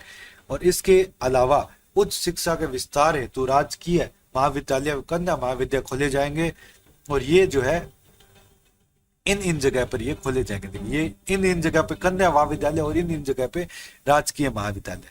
तो इनमें नांद, पुष्कर, बड़ा खेड़ा, टाटगढ़, पिसांगन, अजमेर, प्रतापपुर, गढ़ी, बांसवाड़ा, सिसवाली, बाणा में, अंटाली, हुडा, फूलिया कला, हमीरगढ़, भीलवाड़ा में, गोलिया, जैतमल, नोखड़ा में, गीडा, बायतू बाड़मेर में, मोमासर से डूंगरगढ़ में, गोडू, बच्चू बीकानेर, तालेड़ा बूंदी में, कल्लावास, लालसोट दौसा में, बीरवाड़ा सूरतगढ़ के पास, दालगढ़, जाटान, साधु शहर में, श्रीगंगानगर में, संगरिया, पल्लू, नौहर, हनुमानगढ़ में, जगतपुरा, जयसिंहपुरा, खोर जयपुर में, मोहनगढ़, नाचा जैसलमेर में, असनावर झालावाड़ में, कैलाश नगर सिरोही में, और बागोड़ा जालोर में, बड़गांव, वल्लभनगर, उदयपुर। इस तरीके से ये कन्या महाविद्यालय। इसमें ये सब नाम मैंने क्यों पढ़ के बताया आपको, इसके पीछे एक लॉजिक है, मैं आपको बता देना चाहता हूं कि हमने देखा कि जो ये महाविद्यालय और कन्या महाविद्यालय, ये आपसे कोई नहीं पूछेगा एग्जाम में, ये आपसे एग्जाम में नहीं पूछेंगे। ये आपसे एग्जाम में कभी ऐसा नहीं पूछेगा कि भाई इनमें से कौन कौन सा कन्या महाविद्यालय बना है इस बजट में, 4 नाम दे दिए और एक नहीं, ऐसा कभी नहीं पूछेगा। लेकिन मैं आपको क्यों बता रहा हूं, क्योंकि राजस्थान ज्योग्राफी के पॉइंट ऑफ व्यू से बहुत इंपॉर्टेंट है। जब आप राजस्थान ज्योग्राफी पढ़ेंगे, आर्ट एंड कल्चर पढ़ेंगे, तो वहां पे आप देखेंगे मोहनगढ़ जो है वो जैसलमेर में एक एरिया है जहाँ पे अब IGNP भी वहां से होकर निकलती है, और आर्ट एंड कल्चर के हिसाब से भी इसका बहुत इंपॉर्टेंस है। तो ये जो चीजें ये कहाँ कहाँ पर है, अब देखिए संगरिया है, पल्लू है, नौर है, ये हनुमानगढ़ में पड़ते हैं, ठीक है। तो ये जो कौन कौन सी छोटी छोटी जगह किस जिले में पड़ती है, बायतू का जो कुआ है, बायतू का तो बहुत अच्छा खासा आर्ट एंड कल्चर में आपको पढ़ने को भी मिलेगा। तो ये जो चीजें हैं ये कहाँ कहाँ पे है, ये आपको पता रहना चाहिए, किस किस जिले में। अगर आपसे कोई पूछे कि भाई आप बताओ कि ये कैलाश नगर कहाँ पड़ता है, तो एटलीस्ट आप प्रशासन में जाने वाले हो, और कैलाश नगर क्योंकि बजट डॉक्यूमेंट में इसका नाम आ रहा है, तो एटलीस्ट आपको पता होना चाहिए ये सिरोही में पड़ता है। तो इसीलिए जो है मैंने इनके नाम एक बार रीड आउट करके आपको बताया ताकि आप इनको याद रखो। अब कन्या महाविद्यालय यहाँ पे बन रहे हैं, तो अब ये देखिए कामा है, भरतपुर में पड़ता है। कामा जब आप हिस्ट्री पढ़ेंगे, आर्ट एंड कल्चर पढ़ेंगे, तो बहुत बार इसका नाम आएगा। शाहपुरा ठिकाना होता था, भीलवाड़ा में है अभी, तो उसका भी जब आप इंटीग्रेशन पढ़ोगे राजस्थान का, काफी बार इसका नाम आएगा आपके सामने, ठीक है। बूढ़ा जोड़ का जो गुरुद्वारा है वो कहते हैं राजस्थान का सबसे बड़ा गुरुद्वारा है, और गुरुद्वारों के मामले में इससे नीचे नीचे ही है राजस्थान में, तो ठीक है, बहुत ही पवित्र धाम है सिखों का ये बूढ़ा जोड़ गुरुद्वारा। तो आपको पता होना चाहिए कि रायसी नगर श्री गंगानगर में है, ठीक है। तो इस तरीके से हमारा डेगाना नागौर में है, और पीलीबंगा कालीबंगा वाला जो क्षेत्र हनुमानगढ़ में है। ये जो इसीलिए मैंने ये जो नाम है, जो छोटी छोटी जगहों के नाम इसमें लिए गए हैं। रूपावास जो है पाली में, आप जब देखेंगे कि मैं आपको ये बता रहा था कि आप 1857 का, हाँ 1857 का जब आप रिवोल्ट देखेंगे तो रूपावास का जिक्र आता है, उसमें नापासर का जिक्र आएगा। तो ये सारी ये गलियाकोट जो है डूंगरपुर में, यहाँ पे ये खिलौने बनते हैं, आर्ट एंड कल्चर का भी है, और यहाँ पे वो किसी नदी के किनारे पे भी स्थित है। तो ये गलियाकोट और ये बहुत इंपॉर्टेंट जगह है सारी। तो जब आप ज्योग्राफी करोगे तो ये इनके नाम आएंगे, आर्ट एंड कल्चर पढ़ोगे तो इनके नाम आएंगे। तो एटलीस्ट आपको ये तो पता हो कि भाई कहाँ पे है, कोई गलियाकोट बोल दे, आपको एक बात बताओ, आपको ये जब आ जाए, ठीक है। ऐसा पूछ सकते हैं एग्जाम में, मैं आपको ये बता रहा हूँ। ये दे देंगे 4 बिंदु दे देंगे, 1 2 3 4, ठीक है। यहाँ पे 1 2 3 4 दे देंगे, और यहाँ पे नाम दे देंगे भाई गलियाकोट, नोखा, एक ये दे दिया नादोती, ठीक है, और एक दे दिया कामा, और ये यहाँ पे लोकेशन दे देंगे। अब मैच ऑफ द फॉलोइंग करा लेंगे। अब आप बोलोगे यहाँ पे गलियाकोट है, ठीक है, और ये एकदम गंगानगर वाले इलाके में गलियाकोट का टिक मार दोगे तो गलत हो जाएगा। और ये जो ऐसी मैचिंग देते हैं वो एट रैंडम उठा के नहीं देंगे, वो या तो उसका नाम बजट में आया होगा, या वो करंट अफेयर्स में होगा, न्यूज में होगा, ऐसी चीजों के बारे में आपसे पूछेंगे। इतने पागल वो भी नहीं है कि अंदर से उठा के कुछ भी पूछ दिया। अब ये बजट में इनके नाम आ रहे हैं तो एटलीस्ट इन जगहों का तो आपको पता हो। फिर है Rajiv Gandhi scholarship for academic excellence योजना शुरू करने की घोषणा की गई है। तो राजीव गांधी इंस्टीट्यूट खोला जा रहा है जयपुर में, एपीजे अब्दुल कलाम जो बायोटेक्नोलॉजी का इंस्टीट्यूट है वो जयपुर में खोला जा रहा है, और Rajiv Gandhi scholarship for excellence award की भी घोषणा की गई है, जिसमें 200 होनहार विद्यार्थियों को वित्तीय सहायता देने का प्रावधान है। और इसका दायरा बढ़ाते हुए पहले 200 का था, अब 500 विद्यार्थी हर साल जो है इसमें इंक्लूड किए जाएंगे। किसके लिए? उच्च शिक्षण संस्थानों में अध्ययन करके उसके लिए स्कॉलरशिप इस योजना में प्रोवाइड की जाती है। उच्च शिक्षा को और बढ़ावा देने के लिए राज्य सरकार क्या कर रही है? नेट स्लेट उत्तीर्ण है परंतु किसी प्रकार की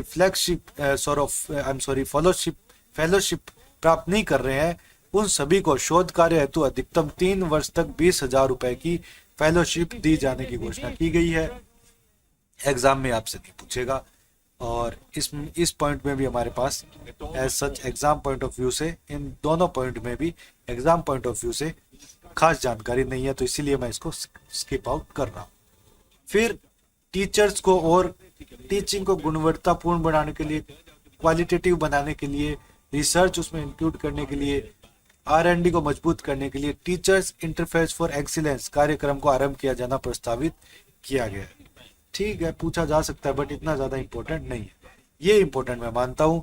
जयपुर में फैकल्टी डेवलपमेंट एकेडमी की स्थापना की जाएगी। कहाँ की जाएगी? जयपुर में। कौन सी एकेडमी की? फैकल्टी डेवलपमेंट, ताकि जो है उच्च शिक्षा के क्षेत्र में एजुकेशनल रिफॉर्म्स हो सके, ओरिएंटेशन प्रोग्राम्स इसमें करवाए जाएंगे, वर्कशॉप्स करवाई जाएगी, फैकल्टी डेवलपमेंट का कार्य किया जाएगा। कहाँ पे स्थापित होगा? जयपुर में स्थापित होगा। तकनीकी शिक्षा को मजबूत करने के लिए पॉलिटेक्निक महाविद्यालयों में विभिन्न ब्रांच एवं पाठ्यक्रम शुरू किए जाएंगे, जो इस प्रकार है। ये जो है यहाँ पर पाठ्यक्रम शुरू किए जाएंगे।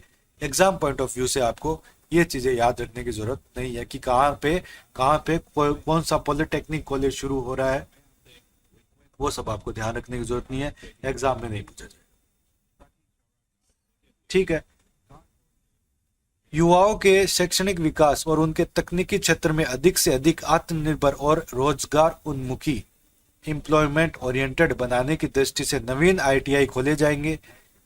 ठीक है, और नवीन ITI जो है कहाँ खोले जाएंगे? अब वापस से ये इम्पोर्टेंट नहीं है, ये इम्पोर्टेंस नहीं रखता है कि नवीन ITI कहाँ खोले जा रहे हैं, बट ये इम्पोर्टेंट रखता है कि ये जगह कहाँ पे आपको पता हो। हरसौली कहाँ पे पड़ता है? अलवर में।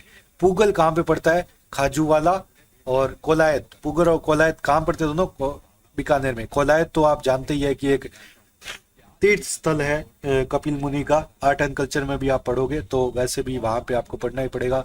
पूगल में आप अगर IGNP पढ़ोगे या फिर बीकानेर का इतिहास पढ़ोगे तो पूगल का नाम आपके सामने आ जाएगा।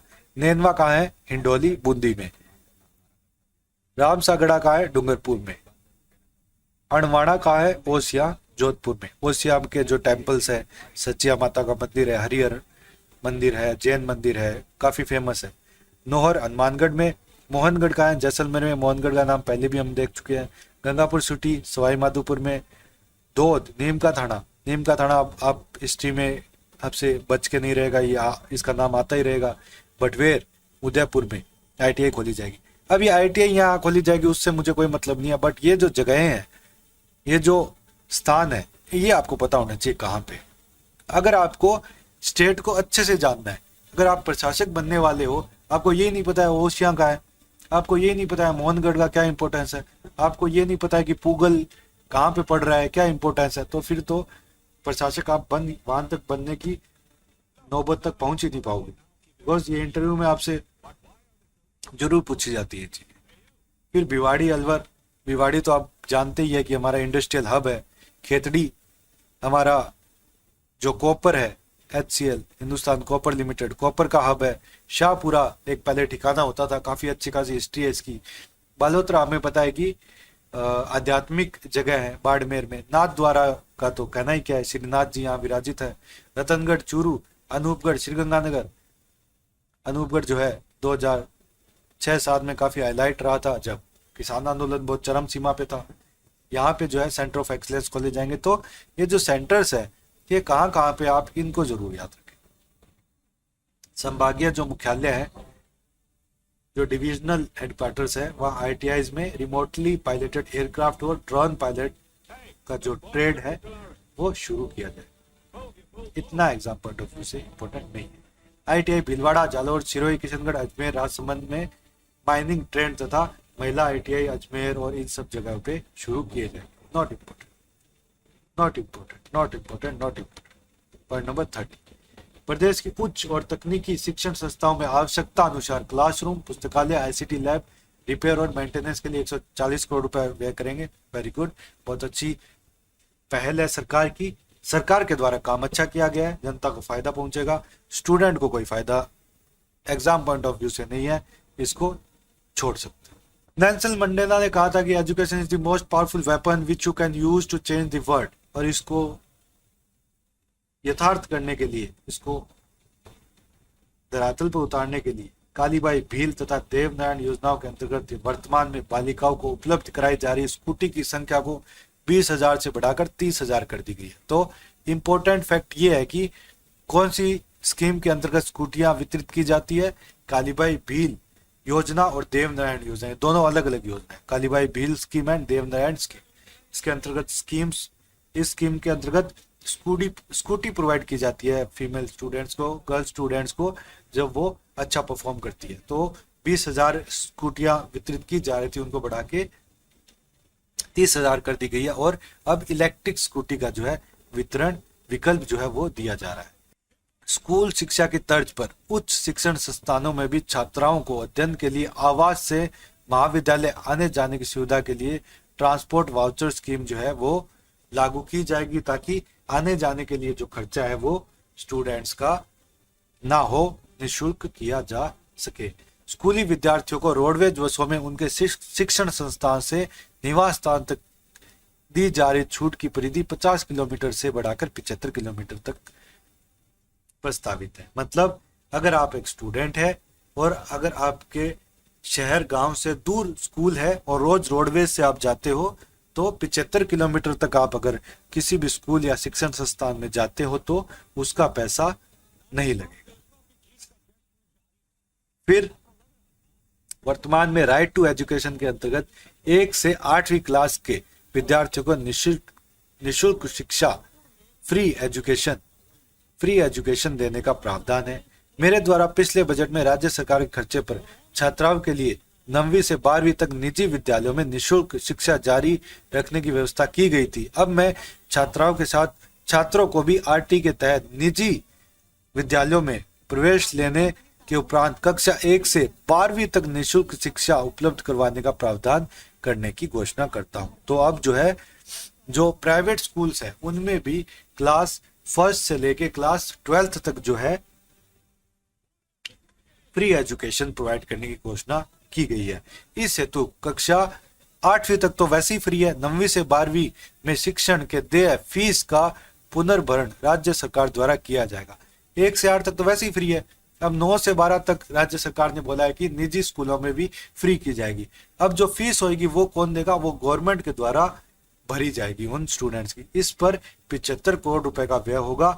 और हमारा राज्य सरकार ने केंद्र सरकार से भी अनुरोध किया है कि RT के जो अंतर्गत कक्षा 1 से 8 तक आपने प्रावधान किया उसको 1 से 12वीं तक कर दो, क्योंकि 8वीं तक क्या मतलब है, 12वीं तक तो बच्चा पढ़ेगा ही, 8वीं के बाद तो बाहर थोड़ी हो जाएगा। तो कम से कम स्कूल को आपने इंक्लूड किया तो सभी स्कूल को इंक्लूड करो, 12वीं तक उसे पूरा करो। फिर है पॉइंट नंबर 34, प्रदेश के मेधावी छात्र छात्राओं को उच्च शिक्षा ग्रहण करने हेतु प्रोत्साहित करने की दृष्टि से NTSE national talent search exam की तर्ज पर 10वीं कक्षा के विद्यार्थियों हेतु RTSE स्कॉलरशिप प्रारंभ की। ये एक अच्छा स्टेप मैं मानता हूँ। राजस्थान टैलेंट सर्च एग्जामिनेशन 10वीं कक्षा में आप RTSE का एग्जाम दो और अगर उसमें आप अच्छा परफॉर्म करते हो तो अगर आपको 11th-12th के लिए स्कॉलरशिप प्रोवाइड की जाएगी। ये NTSE तो अभी चल ही रहा है, ये नेशनल लेवल का है, लेकिन अब राजस्थान में भी RTSE का जो है स्कॉलरशिप का एग्जाम लिया जाएगा। निःशुल्क यूनिफॉर्म जो है कक्षा 8 तक विद्यार्थियों को प्रोवाइड करने की स्कीम राजस्थान गवर्नमेंट द्वारा चलाई जा रही है, कोई इसमें किंतु परंतु नहीं है। स्कूली विद्यार्थियों के लिए, स्कूली स्टूडेंट्स के लिए अध्ययन सुविधा का विस्तार करने की दिशा में 100 नए प्राथमिक विद्यालय खोले जाएंगे, प्राइमरी स्कूल, 100 नए प्राइमरी स्कूल्स, और 300 को जो है क्रमोन्नत किया जाएगा, प्रमोट किया जाएगा, मतलब जो प्राइमरी स्कूल्स है उनको सेकेंडरी में प्रमोट किया जाएगा, इस तरीके से सेकेंडरी उनको सीनियर सेकेंडरी में, इस तरीके से, और 300 नवीन विद्यालय खोले जाएंगे। तो ये एग्जाम पॉइंट ऑफ व्यू से ये कभी नहीं पूछता है भाई कितने स्कूल खोल रहे हैं कितने, ये सब, क्योंकि और भी बहुत ज्यादा इंपॉर्टेंट अनाउंसमेंट है, पूछने में वही बहुत है। प्रत्येक ब्लॉक पर एक एक उच्च माध्यमिक विद्यालय में 4 संकाय कला, वाणिज्य, art, commerce, science and agriculture, ये चारों अवेलेबल होनी चाहिए, इस तरीके की व्यवस्था स्टेट गवर्नमेंट कर रही है। राजकीय विद्यालयों में आधारभूत ढांचे के सुदृढ़ीकरण के लिए जो इंफ्रास्ट्रक्चर डेवलपमेंट है उसके लिए क्या करेगी, प्रदेश के 358 शैक्षणिक ब्लॉकों पर विशेष आवश्यकता वाले स्पेशली एबल्ड विद्यार्थी हेतु लर्निंग एड सामग्री युक्त जो क्लासेस है उनका निर्माण करवाया जाएगा। इसके साथ ही इंफ्रास्ट्रक्चर मजबूत करने के लिए क्लासरूम्स, लैब्स, टॉयलेट्स, इनका निर्माण जो है वो करवाया जाएगा या फिर रिपेयर करवाए जाएंगे। तो बेसिक वेलफेयरिस्टिक जो है अनाउंसमेंट्स है, एग्जाम में नहीं पूछे जाएंगे। फिर आगामी वर्ष में शहर और ग्रामीण क्षेत्र में 1,000 Mahatma Gandhi English medium school और खोले जाने की घोषणा करता हूं। ये कितने स्कूल खोले जाएंगे ये इंपॉर्टेंस नहीं है, लेकिन इंग्लिश मीडियम थीम पे जो स्कूल खोले जा रहे हैं उनका नाम क्या है, Mahatma Gandhi English medium school है, ये आप ध्यान रखो, इंटरव्यू में जरूर पूछा जाता है। इंग्लिश मीडियम विंग की भी स्थापना या फिर उसको शुरू करने की बात कही गई है। छात्र छात्राओं के लिए छात्रावास और आवासीय विद्यालय खोले जाएंगे, यहाँ पर खोले जाएंगे। और फिर मैं आपको कह रहा हूँ कि ये जो जगह है ये कहाँ कहाँ पर खोले जाएंगे, ये मुझे इतना इम्पोर्टेंट मैं इसको नहीं मानता हूँ, लेकिन कौन कौन सी जगह जो है वो, कहाँ पे थे हम, यहाँ पे थे, कौन कौन सी जगह कहाँ कहाँ पे है, उसकी ज्योग्राफिकल लोकेशन क्या है, ये आपको एज ए स्टूडेंट पता होना चाहिए।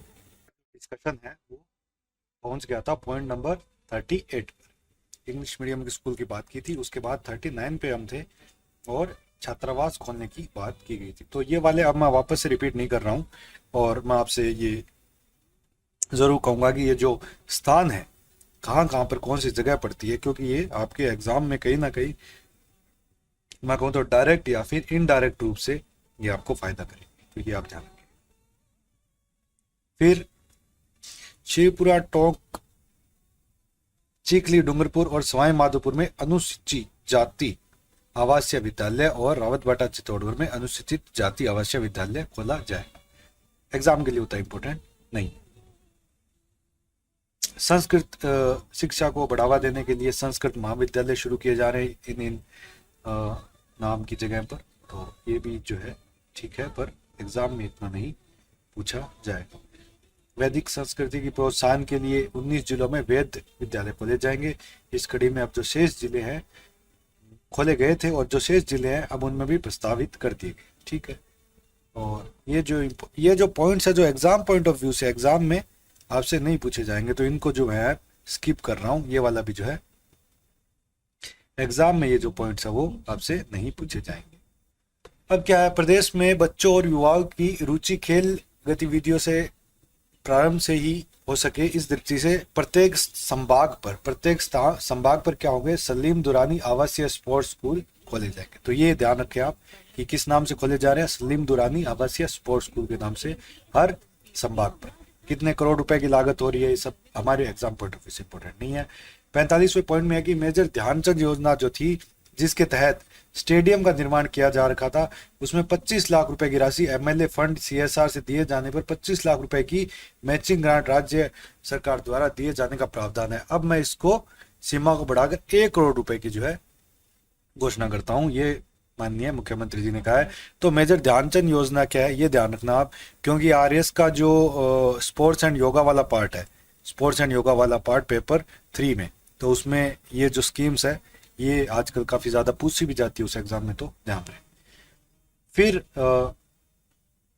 खेल स्टेडियम व खेल अकादमी स्थापित करने के साथ विभिन्न खेल सुविधाएं विकसित की जाएगी। अब ये जो है खेल स्टेडियम यहाँ पे जो है खेल स्टेडियम बनाए जाएंगे, तो एक जगह जो है वो हम नहीं देखेंगे।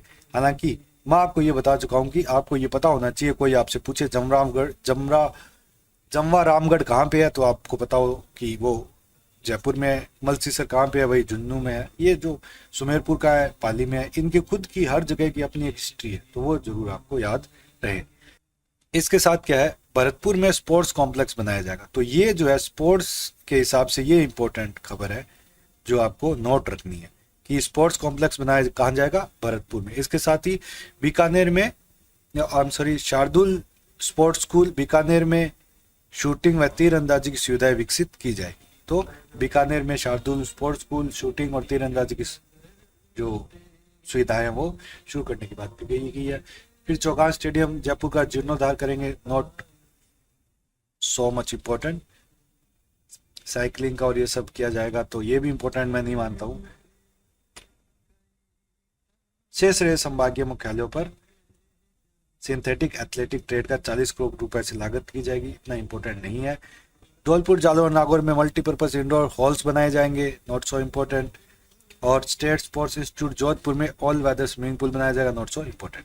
हाँ, ये चीज जरूर इंपॉर्टेंट है कि स्टेट स्पोर्ट्स इंस्टीट्यूट कहाँ पे है, ये आपसे एग्जाम में जरूर पूछ सकते हैं। तो वो कहाँ है, वो हमारा जोधपुर में।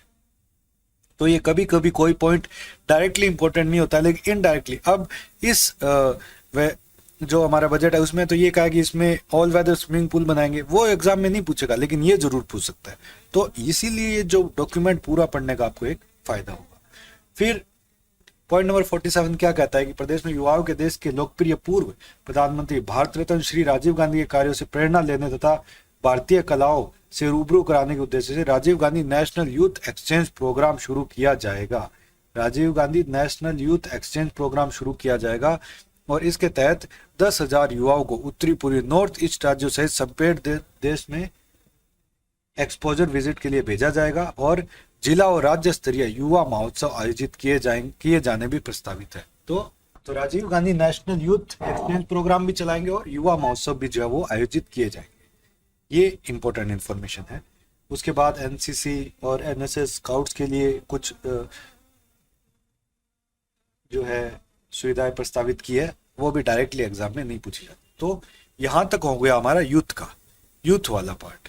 ठीक है, यूथ वाला पार्ट जो हमारा घोषणा नंबर 6 से शुरू हुआ था और 48 तक, 6 से 48 तक अगर मैं बात करूं तो यूथ वेलफेयर की घोषणाएं थी जो हमने एक एक करके देखी। और क्योंकि माननीय मुख्यमंत्री जी ने पहले भी कहा था कि ये जो बजट होगा ये यूथ को लेकर समर्पित होगा, और आप देख सकते हैं कि यूथ को काफी ज्यादा हर सेक्टर में यूथ को इम्प्रेस करने की कोशिश की गई है, चाहे वो प्राइवेट जॉब्स हो, गवर्नमेंट जॉब्स हो, एंटरप्रेन्योर्स हो, स्किल हो, वोकेशनल ट्रेनिंग हो, या मुख्यमंत्री युवा उद्यमिता प्रोत्साहन योजना नई प्रस्तावित करने की बात हो, या विश्वकर्मा योजना की बात हो। तमाम तरीके की नई नई योजनाएं और जो पुरानी योजनाएं थी, चाहे स्पोर्ट्स एक्टिविटीज हो, एजुकेशन एक्टिविटीज हो, हायर एजुकेशन हो, महात्मा गांधी स्कूल हो, हर तरीके से यूथ का ध्यान रखा गया है और हर तरीके से उसे जो है सुविधाएं देने की कोशिश गवर्नमेंट द्वारा की गई है। अब है चिकित्सा और स्वास्थ्य। चिकित्सा और स्वास्थ्य में क्या है, चिकित्सा और स्वास्थ्य में सबसे जो इम्पोर्टेंट अनाउंसमेंट है वो ये है कि मुख्यमंत्री स्वास्थ्य बीमा योजना जो हमारे यहाँ पे पहले से कार्यरत है उसमें 10 लाख रुपए तक का जो है इंश्योरेंस, मेडिकल इंश्योरेंस प्रोवाइड किया जाता था। अब इस 10 लाख को बढ़ाकर 25 लाख रुपए कर दिया गया। तो ये सबसे इंपॉर्टेंट इंफॉर्मेशन है, जरूर आप याद रखें कि अब जो चिरंजीवी योजना है उसको कितना कर दिया गया, 25 लाख रुपए तक का उसका जो बीमा की जो सीमा थी वो बढ़ा दी गई है। इसके साथ ही 2 इंपॉर्टेंट अनाउंसमेंट की गई है चिरंजीवी योजना के लिए। एक तो 10 लाख से बढ़ाकर 25 लाख कर दिया गया, और दूसरा ही वर्तमान में इस लाभ को निःशुल्क प्राप्त करने वाले परिवारों का दायरा बढ़ाते हुए ईडब्ल्यूएस परिवार को भी चिरंजीवी योजना का निःशुल्क लाभ दिया जाएगा। इससे पहले जो थे वो हमारे जो बीपीएल परिवार है या फिर जो एनएफएसए में जुड़े हुए जो लोग हैं, जो एज ए लेबर रजिस्टर्ड है। इस तरीके से 2-3 कैटेगरी जब ये स्कीम आई थी उसमें स्पेसिफिक दी गई थी कि ये जो कैटेगरीज है उनको निःशुल्क दिया जाएगा, और इसकी इन कैटेगरीज के अलावा जो है उन्हें 850 रुपये पर ईयर प्रीमियम देना पड़ेगा। और अब जो है EWS को भी फ्री कैटेगरी में डाल दिया गया। तो ये जो 2 घोषणाएं वो इंपॉर्टेंट घोषणाएं हैं चिरंजीवी के हिसाब से। फिर पॉइंट नंबर 50 क्या कहता है? पॉइंट नंबर 50 कहता है कि मुख्यमंत्री निःशुल्क निरोगी राजस्थान योजना के माध्यम से हमने सरकारी चिकित्सालयों में OPD और IPD की जो व्यवस्था है वो निःशुल्क कर दी गई थी। और अब इस योजना का दायरा बढ़ाते हुए इसमें क्या क्या इंक्लूड किया गया ये जरूर देखिए। क्योंकि ये जो चीजें है ना, ये प्री के हिसाब से भी कोई भी एग्जाम हो, EOR हो, RS हो, SI हो, जो भी हो, और RS के मेंस के हिसाब से, दोनों के हिसाब से इंपॉर्टेंट है। रेफरल ट्रांसफॉर्मेशन सुविधा का विस्तार कर 500 अतिरिक्त 104 108 एम्बुलेंस उपलब्ध कराया जाना प्रस्तावित है। जो 108 एम्बुलेंस हमारी 104 एम्बुलेंस है, 500 अतिरिक्त जो व्हीकल्स है उनको प्रोवाइड किए जाएंगे ताकि जो इंक्लूसिविटी है, एक मेडिकल इंक्लूसिविटी, उसका क्राइटेरिया बढ़ सके। निःशुल्क जांच के उपरांत 56 जांचें जिलों के साथ साथ ब्लॉक मुख्यालय स्तर पर सामुदायिक स्वास्थ्य केंद्र पर भी प्रारंभ की जाएगी। अभी तो जो निःशुल्क जांचें हैं वो जिला स्तर पर प्रोवाइड की जा रही है, और वो भी काफी ज्यादा जिलों में तो वो भी पूर्ण रूप से नहीं हो रही है, तो उन जिलों को भी कवर करेंगे और ब्लॉक स्तर पर भी ये निःशुल्क जांचें वो दी जाएगी। योजना की क्वालिटी और अच्छी सुनिश्चित करने के लिए वॉक इन कूलर्स और टेस्टिंग लैब्स जो है स्थापित की जाएगी, और उसके लिए भी अलग से 30 करोड़ रुपए दिए जाएंगे। तो 3 चीजें इसमें की जाएगी। एक तो 108 104 एम्बुलेंस का दायरा बढ़ाया जाएगा, जांचें जो है वो ब्लॉक स्तर पे लाई जाएगी, और टेस्टिंग लैब्स का जो है एस्टेब्लिशमेंट किया जाएगा। फिर मुख्यमंत्री चिरंजीवी दुर्घटना बीमा योजना जो हाल फिलहाल में शुरू की गई थी, इसके अंतर्गत परिवारों को 5 लाख रुपए प्रति परिवार निःशुल्क दुर्घटना बीमा किया गया है। ये हमारी सब पहले से चल रही है, इसको बढ़ाकर अब जो है 10 लाख रुपए कर दिया गया। तो अगर मैं बात करूं तो मुख्यमंत्री चिरंजीवी स्वास्थ्य योजना है उसको तो 10 लाख से बढ़ाकर 25 लाख कर दिया गया, और मुख्यमंत्री जो चिरंजीवी बीमा दुर्घटना योजना है उसमें जो है 5 लाख से बढ़ा के उसको 10 लाख कर दिया गया। तो ये जो सीमाएं जो बढ़ाई है वो जरूर आप ध्यान रखें। फिर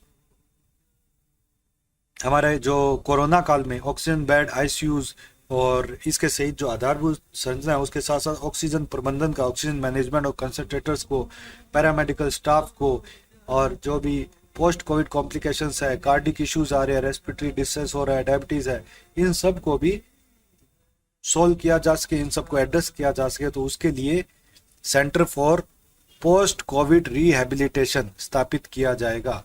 centre for post Covid rehabilitation स्थापित किया जाएगा, और इसके साथ ही post Covid respiratory complication, silicosis, COPD, asthma आदि से संबंधित एडवांस रिसर्च और ट्रीटमेंट की दृष्टि से RUHS जयपुर में ये देखिए इंस्टीट्यूट ऑफ रेस्पिरेटरी डिजीज बनाया जाएगा।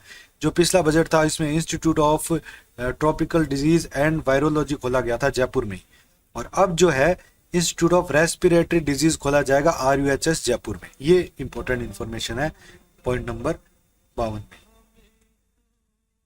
पॉइंट नंबर 53 कहता है कि जयपुर और कोटा में साइकोलॉजिकल काउंसलिंग सेंटर्स खोले जाएंगे ताकि जो युवाओं में एक डिप्रेशन बढ़ रहा है, कोटा में जो सुसाइड केसेस बढ़ रहे हैं under the obvious pressure of the coaching and the level of teaching and the pressure of study is so imposed on the students. They are the young minds are not capable of absorbing that much pressure, और वो suicide करने का steps उठाते हैं। तो कोटा में specifically choose किया गया है। साथ ही जोधपुर में साइकोलॉजिकल जो काउंसलिंग है वो की जा सके, और आई एम सॉरी यहाँ जयपुर भी है, मैं इसको नोट करना भूल गया था। जयपुर, कोटा और जोधपुर में साइकोलॉजिकल काउंसलिंग सेंटर्स खोले जाएंगे, और शराब और नशे की जो लत है उनको छुड़वाने के लिए नशा मुक्ति केंद्र गंगानगर, हनुमानगढ़ में, क्योंकि ये बॉर्डर एरियाज हैं, ये भी बॉर्डर एरियाज है,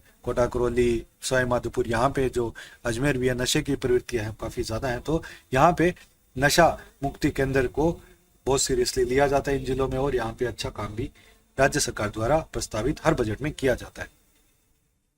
यूनिवर्सल हेल्थ केयर योजनाओं को और स्ट्रेंथन करने के लिए और मजबूत करने के लिए प्रदेश में 30 जिलों में मेडिकल कॉलेज खुल रहे हैं और मात्र 3 जिले ऐसे हैं, प्रतापगढ़, जालोर और राजसमंद, सरकारी कॉलेज जहां पे नहीं है। इन जिलों में हमारे बार बार आग्रह करने पर भी केंद्र सरकार स्वीकृति नहीं दी है। अब मैं इन 3 जिलों में राज्य के खर्चे से मेडिकल कॉलेज खोलने की घोषणा करता हूं, जिनमें 1000 करोड़ रुपए की व्यय होगा। मतलब इस बजट के बाद में हमारा राजस्थान का कोई भी 33 जिलों में ऐसा कोई जिला नहीं रहेगा जहां पे मेडिकल कॉलेज नहीं है। 3 कॉलेज जिले ऐसे बचे थे, प्रतापगढ़, जालोर, राजसमंद। इनमें भी अब राज्य सरकार अपने खर्चे से मेडिकल कॉलेज खोलने जा रही है। अब मेडिकल कॉलेज जो है उनकी संख्या भी बढ़ रही है और आरजीएचएस जो है, Rajasthan university of health, RUHS जो है जयपुर में, इसके अतिरिक्त जोधपुर में मारवाड़ मेडिकल यूनिवर्सिटी स्थापित करने की घोषणा जो है इस बजट में की गई है। तो ये जो सेंटर्स खोले जा रहे हैं, ये कहाँ कहाँ खोले जा रहे हैं, ये आप ध्यान रखना कि ये जो मारवाड़ मेडिकल यूनिवर्सिटी है ये जोधपुर में खोली गई है। इसके पहले भी जो अपनों ने देखे कि कौन कौन सी यूनिवर्सिटी, एक्सीलेंस सेंटर, ये कहाँ का, क्योंकि ये एग्जाम में फॉर श्योर आपसे पूछे जाएंगे, तो इनका आप ध्यान रखना, ठीक है। और आरयूएचएस तथा जोधपुर के मथुरादास माथुर चिकित्सालय सहित अन्य मुख्य चिकित्सालय महाविद्यालयों में टर्शियरी केयर चिकित्सा व अन्य स्वास्थ्य सुविधाओं का विस्तार किया जाएगा, जो इस प्रकार से है। अब इसमें जो सवाई माधोपुर में है एडवांस जो मेडिकल फैसिलिटीज है वो प्रोवाइड की जाएगी, तो वो हमारे लिए वो इतना इंपॉर्टेंट नहीं है, ना ही एग्जाम में आपसे डायरेक्टली पूछा जाएगा कि भाई, क्योंकि ये बहुत ज़्यादा टेक्निकल और बहुत ज़्यादा मेडिकल फील्ड से ज़रूर जो है वो संबंधित हो जाता है। अब आप ये ज़रूर याद रखिए कि देखो, अब डायरेक्टली तो काम करनी है, लेकिन इनडायरेक्टली कहाँ के काम पे, ये ध्यान रखना, ठीक है। देखो, इंस्टीट्यूट ऑफ कार्डियोलॉजी कहाँ बनेगा आपको पता होना चाहिए। इंस्टीट्यूट ऑफ रेस्पिरेटरी डिजीज अभी हमने पता है इसी बजट में बोला है कि जयपुर में बनाएंगे, ये आपको पता होना चाहिए, ठीक है। इसके साथ ही रिहेबिलिटेशन एंड रिसर्च सेंटर, अच्छा ये तो इतना इंपॉर्टेंट नहीं है। Centre for action advance care in field of hormone and metabolic disorder की स्थापना के साथ साथ इंस्टीट्यूट ऑफ डर्मेटोलॉजी जो है वो जयपुर में बनाया गया है और ये भी जयपुर में बनाया जाएगा। तो ये सेंटर्स कहाँ पे है ये आप ध्यान रखें, बस इतना आपको जो है इसमें ध्यान रखना है। अब जो है पीपीपी मॉडल पे रेडियोलॉजी और पैथोलॉजी लैब्स बनाएंगे, कार्डियोलॉजी, नेफ्रोलॉजी, न्यूरोलॉजी, यूरोलॉजी, इसमें इनकी यूनिट स्थापना करके और बजट प्रोवाइड किया जाएगा। तो ये डायरेक्टली हमारे पास जो है एग्जाम पॉइंट ऑफ व्यू से हमारे इतना इंपॉर्टेंट नहीं है। मथुरादास माथुर हॉस्पिटल में इतने बेड, इतना रोबोटिक सर्जरी, ये फलाना और ये सब किया जाएगा, वो अभी हमारे लिए एग्जाम पॉइंट ऑफ व्यूज के लिए इतना इंपॉर्टेंट नहीं है। फिर सरदार पटेल जो इंस्टीट्यूट है जिसको पीबीएम भी कहते हैं, उसमें भी हल्दीराम के सहयोग से ईसीएमओ मशीन लगाई जा रही है। तो ये एग्जाम पॉइंट ऑफ व्यू से अपना इतना इंपॉर्टेंट नहीं है। ये हमारे लिए जो इंपॉर्टेंस है वो ये चीज़ है कि उदयपुर में कौन सा सेंटर बढ़ेगा, centre of excellence for sickle cell disease. ये सिकल सेल जो डिजीज है वो एक हेरिडिटरी डिजीज है और इसका जो सेंटर है वो उदयपुर में बनेगा। क्योंकि अब देखो उदयपुर में सेंटर है, जोधपुर में भी अभी देखा मारवाड़ सेंटर ऑफ इंस्टीट्यूट बनेगा। तो इस तरीके से ये सेंटर आपको पता होने चाहिए। और कोटा में कौन सा बनेगा, कोटा में बनेगा न्यूरो साइंस सेंटर बनेगा। तो ये सब चीज़ें जो है आपको आइडिया होना चाहिए। मेडिकल कॉलेज और ये सब यहाँ बन रहे हैं और कोटा में, अजमेर में कैंसर रोगियों के लिए लीनियर एक्सरे मशीन स्थापित की जाएगी, सिलिकोसिस विंग की स्थापना की जाएगी। ये जरूर ध्यान रखें, जोधपुर में सिलिकोसिस विंग बनने जा रही है। क्यों? क्योंकि सिलिकोसिस पॉलिसी जो हमारी है वो एक फ्लैगशिप योजना में अंतर्गत आती है। तो इसमें तहत जो एडवांसमेंट हो रहे हैं वो हमें याद रहनी चाहिए। तो इसके बाद जो है ये हमने देख लिए कि यहाँ पे सिलिकोसिस विंग बनी। अब जो है राज्य सरकार द्वारा जो पीएचसी है, सीएचसी है, ये अलग अलग कॉलेज जो है वो कॉलेज आ रहे हैं, तो उसका हमें इतना ज़्यादा लोड नहीं लेना है। निम्बाहेड़ा चित्तौड़गढ़ में नर्सिंग कॉलेज और डीडवाना नागौर में जनाना हॉस्पिटल विंग की स्थापना की जाएगी। No, not important for exam. और ये जो है जो एग्जाम के लिए इम्पोर्टेंट नहीं है, आप उसे सीधा सीधा सामुदायिक जो केंद्र है उनकी यहाँ पर आप ये जरूर एक बार पढ़ ले। जब ये इसके इनडायरेक्ट फायदे, जब आप पढ़ेंगे बार बार इसको पढ़ेंगे तो आपको ज्योग्राफिकल जो कंडीशन है राजस्थान की वो आपको समझ आएगी। अब आपको अब ये करबला, हवा महल तो आपने पढ़ा है लेकिन करबला कभी नहीं पढ़ा। करबला, तो ये करबला आपको पता चलेगा, करबला एरिया है जो हवा महल के पास है। कभी किसी क्वेश्चन में कहीं पे आ गया तो ये इनडायरेक्टली आपकी कभी ना कभी बहुत मदद करेगा। तो इसलिए मैं कहता हूँ ये जो नाम है CHC यहाँ पे एस्टेब्लिश होंगे तो ये नाम जरूर पढ़ें। न्यू PHC यहाँ एस्टेब्लिश होंगे। एक बार आप ये जो सारे गांव के नाम जरूर देख लें। सब सेंटर्स यहाँ पे डेवलप किए जाएंगे। उप स्वास्थ्य केंद्र और ब्लड बैंक की स्थापना यहाँ पर होगी। तो ये आपको एक बारी अपनी तरफ से इसको रीड आउट कर लेना है। फिर जो है centre of excellence in panchakarma जो है इसी तर्ज पर देखो पिछली बार क्या हुआ था कि वातावरण में ठहरने की सुविधा के साथ international centre of excellence in panchakarma Jodhpur में खोला गया है। ये जोधपुर में लास्ट बजट से खोला गया। इस तर्ज पे आयुर्वेद, योग और नेचुरोपैथी एकीकृत महाविद्यालय चाकसू जयपुर में भी जो है सेंटर ऑफ एक्सीलेंस पंचकर्मा खोला जाएगा। पहले तो जोधपुर में खोल दिया, अब जयपुर में भी इसको एक्सटेंड कर रहे हैं। इसके साथ साथ जो है चिकित्सा में डॉक्टर सर्वपल्ली राधाकृष्णन आयुर्वेद विश्वविद्यालय जोधपुर में जो है उसी परिसर में जो है यूनानी महाविद्यालय और बालोतरा में बाड़मेर में यूनानी चिकित्सालय खोलने की बात की गई है। और बाकी जो ये सब है not so important for examination. तो यहाँ पे जो हमारा है मेडिकल वाला पार्ट जो है वो खत्म होता है। तो मेडिकल वाला पार्ट जो है 61 तक। और कहाँ से हमने शुरू किया था? आई थिंक 48 से 49 से हमारा 60 कितना तक है? 68 तक है या 61 तक है? 64 तक। कल इसके लिए MOU ये जिला कलेक्टर ठीक है। प्रसाद कलाल ने बताया कि इसमें 49 से 63 तक जो है हमारा ये सेंटर हो गया। ये मेडिकल वाला बात हो गई। अब इसमें एक चीज रह गई है, वो मैं अभी नहीं बताया आपको। फैसिलिटेशन एंड मीडिएशन सेंटर जो है जयपुर में खोला जाएगा। ये आप जरूर ध्यान रखें क्योंकि सेंटर्स कहाँ खोला जा रहे हैं वो आपको ध्यान रखने हैं। अच्छा, ये हमने यहाँ तक किया था। फिर शुद्ध के लिए युद्ध भी है, ये अलग से लिया गया है सेक्शन। अभी तक हमने यहाँ पढ़ा था शुद्ध के लिए युद्ध में ये बात की गई है कि जो है फैसिलिटेशन और मीडिएशन सेंटर है वो खोला जाएगा। कहाँ पे? जयपुर में। और उसके साथ देखो जो लास्ट बजट था उसमें commissionerate of food safety and drug control खोला गया था। और अब ये कह रहे हैं कि हर जिला स्तर पर जो है फूड सेफ्टी और ड्रग कंट्रोल का ऑफिस खोलेंगे। और इसको इम्प्लीमेंट करने के लिए FSO है जो है फूड सेफ्टी ऑफिसर, उसके नए 100 पद सृजित किए गए हैं तो वो भी कंप्लीट किए जाएंगे। फिर अब हम देख रहे हैं सामाजिक सुरक्षा। अब हमारा सामाजिक सुरक्षा से पॉइंट 64 से शुरू होगा सोशल सिक्योरिटी। सोशल सिक्योरिटी में भी अगर आप जब आप ये देखेंगे तो आपको ये भी समझ आएगा कि सोशल सिक्योरिटी में कौन से इश्यूज लेते हैं। कोई इश्यूज होते हैं जो बहुत ज़्यादा विद्वान आदमी कंफ्यूज हो जाता है कि ये वाला जो इशू है वो कौन डील करता है। अल्पसंख्यक डिपार्टमेंट डील करता है, विमेन वेलफेयर डिपार्टमेंट डील करता है, सामाजिक सुरक्षा वाला करता है। तो ये डॉक्यूमेंट्स पढ़ने पे आपको ये थोड़ी आपकी समझ पड़ेगी। तो जो इम्पोर्टेंट चीज़ हमारे लिए उसी को फोकस करेंगे, अदरवाइज हमारे लिए बहुत लंबा हो जाएगा। तो ये जो थ्योरेटिकल बातें की गई है, फिर मिस्टर बराक ओबामा का जो है एक स्टेटमेंट लिया गया है सोशल सिक्योरिटी को इम्पोर्टेंस इंगित करने के लिए, उसी का हिंदी अनुवाद जो है वो यहाँ पे दिया गया है। फिर OPS जो लास्ट साल में इंक्लूड की गई थी उसके बारे में थोड़ा सा मुख्यमंत्री जी ने बताया है। फिर महात्मा गांधी जी का भी जो है स्टेटमेंट लिया गया है। मनरेगा, RT, फूड सिक्योरिटी, जो सोशल सिक्योरिटीज के लिए काम किए गए हैं पहले उनका जो है डिस्कशन किया गया है। फिर उसके बाद जो सब्सिडी प्रोवाइड की जा रही है, जो पेंशन के रूप में दी जा रही है, किस तरीके से कितने रुपए हर महीने यूज किए जा रहे हैं, वो जो है सारी एक्सप्लेनेशन इसमें दी गई है। तो ये जो मैं आपको डिस्कस नहीं कर रहा हूँ वो important exam point of view से हमारे लिए इम्पोर्टेंट नहीं। इसमें से एग्जाम में कुछ नहीं पूछा। एग्जाम में जो पूछेगा वो ये चीज पूछेगा, राज्य सरकार द्वारा प्रायोजित शहरी और ग्रामीण रोजगार गारंटी के साथ सभी पेंशन योजनाओं को समाहित करते हुए कानून बनाकर पात्र परिवारों के लिए आगामी वर्ष से Mahatma Gandhi minimum guarantee income योजना की घोषणा मुख्यमंत्री जी द्वारा की गई है।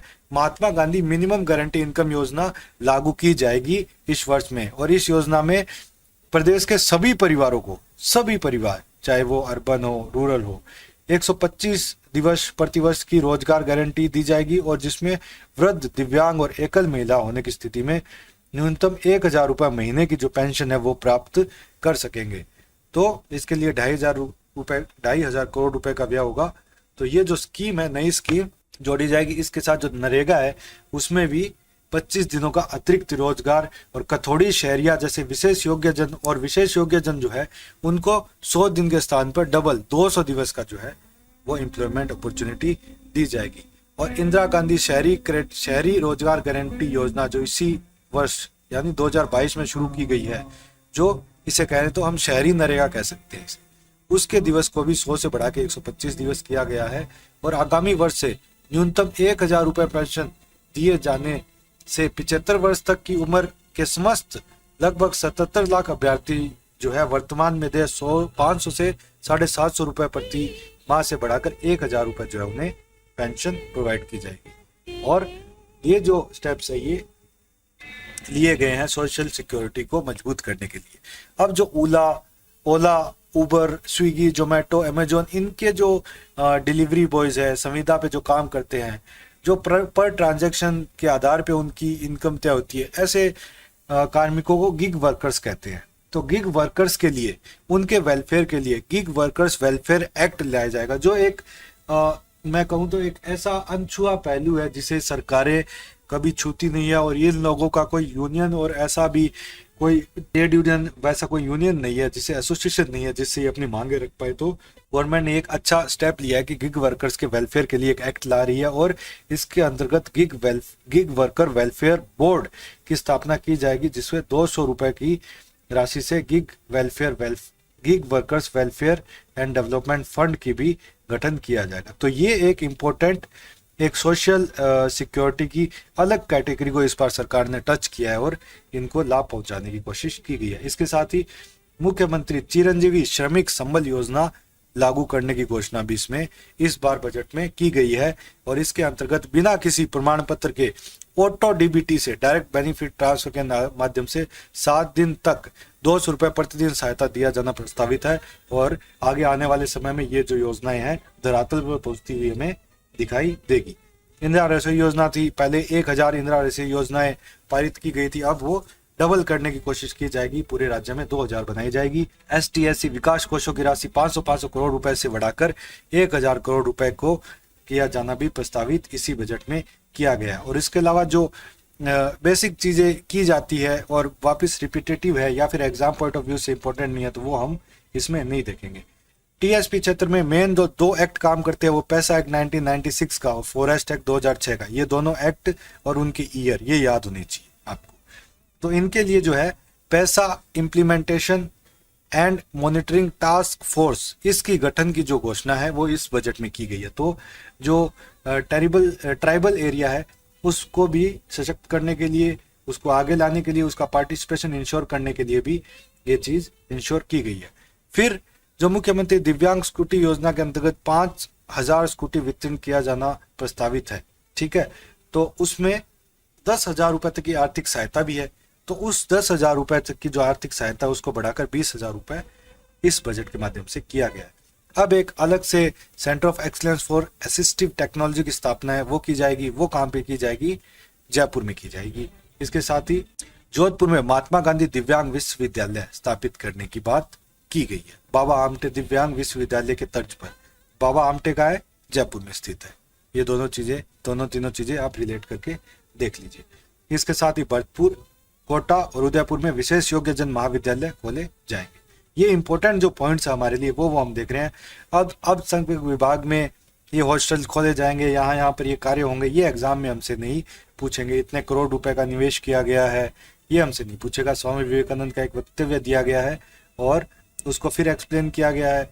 फिर महिला निधि के माध्यम से 1 लाख, देखिए महिला निधि के माध्यम से स्व सहायता समूह के सदस्यों को उपलब्ध कराए जाने वाले 1 लाख रुपए तक के ऋण पर 8% ब्याज अनुदान दिए जाने की घोषणा इसमें की गई है। इंपॉर्टेंट नहीं है एग्जाम पॉइंट ऑफ व्यू से। फिर आंगनबाड़ी और मिनी आंगनबाड़ी सेंटर्स खोले गए 8,000 और 2,000। तो ये एग्जाम में ऐसी चीजें नहीं पूछते हैं वो। और माँ बाड़ी केंद्र जो है वो मैंने इसलिए हाईलाइट किया है कि माँ बाड़ी केंद्र जो है वो आंगनवाड़ी केंद्र ही होते हैं, लेकिन जनजाति क्षेत्र में जो आंगनवाड़ी केंद्र है उनको स्पेशल नाम दिया गया माँ बाड़ी केंद्र। तो आपको ये पता रहना चाहिए। अब हमारे लिए जो इम्पोर्टेंट है वो ये है कि Indira Gandhi working women hostels बनाए जाएंगे। कामकाजी महिलाओं की सुरक्षा की दृष्टि से उनके रहने की सुविधा हेतु संभाग मुख्यालयों पर डिविजनल हेडक्वार्टर्स पर 100 और जिला मुख्यालयों पर 50 महिलाओं के लिए हॉस्टल्स बनाए जाने की घोषणा की है। और इसी के साथ जो छोटे बच्चे हैं उनकी जो देखभाल के लिए प्रियदर्शनी डे केयर सेंटर योजना प्रारंभ करने का जो प्रपोजल है वो इसमें रखा गया है। और इसके तहत जो है डे केयर सेंटर्स खोले जाएंगे जिसमें कामकाजी महिलाएं जो है अपने बच्चों की देखभाल के लिए उन्हें वहाँ पे रख सकती है, वहाँ पे उनकी देखभाल अच्छे से की जाएगी। और वीमेन स्पेशल बस सर्विस भी शुरू की जाएगी आगामी वर्षों में। और जो वीमेन को अपने रोडवेज में 30% छूट मिलती थी उसको बढ़ाकर 50% कर दिया गया है। सामूहिक विवाह के जो अनुदान है वह राज्य सरकार पहले 18,000 रुपये देती थी, सामूहिक विवाह में अनुदान उसको बढ़ाकर 25,000 रुपये कर दिया गया है। और कम से कम 25 जोड़ों का अगर विवाह आयोजित कर रहे हैं तो 10 लाख रुपए की सहायता राशि गवर्नमेंट द्वारा दी जाती है। अंतरजातीय विवाह अगर कोई करता था तो पहले 5 लाख रुपए गवर्नमेंट द्वारा दिए जाते थे, उसको बढ़ाकर 10 लाख रुपए। ये जो चीजें हैं डायरेक्टली इनडायरेक्टली सारी आपके काम आने वाली है, इसीलिए हम इसको रो एक्ट इसमें पढ़ रहे हैं। और जो चीजें नहीं भी काम आने वाली उनमें इनडायरेक्ट चीजें काम आ जाती है। पहले जो हमने गोपालन या गोपाल योजना शुरू की गई थी उसमें 2 दिवस मिड डे मील के अंतर्गत 2 दिन दूध पिलाया जाता था बच्चों को, उसको प्रतिदिन कर दिया गया।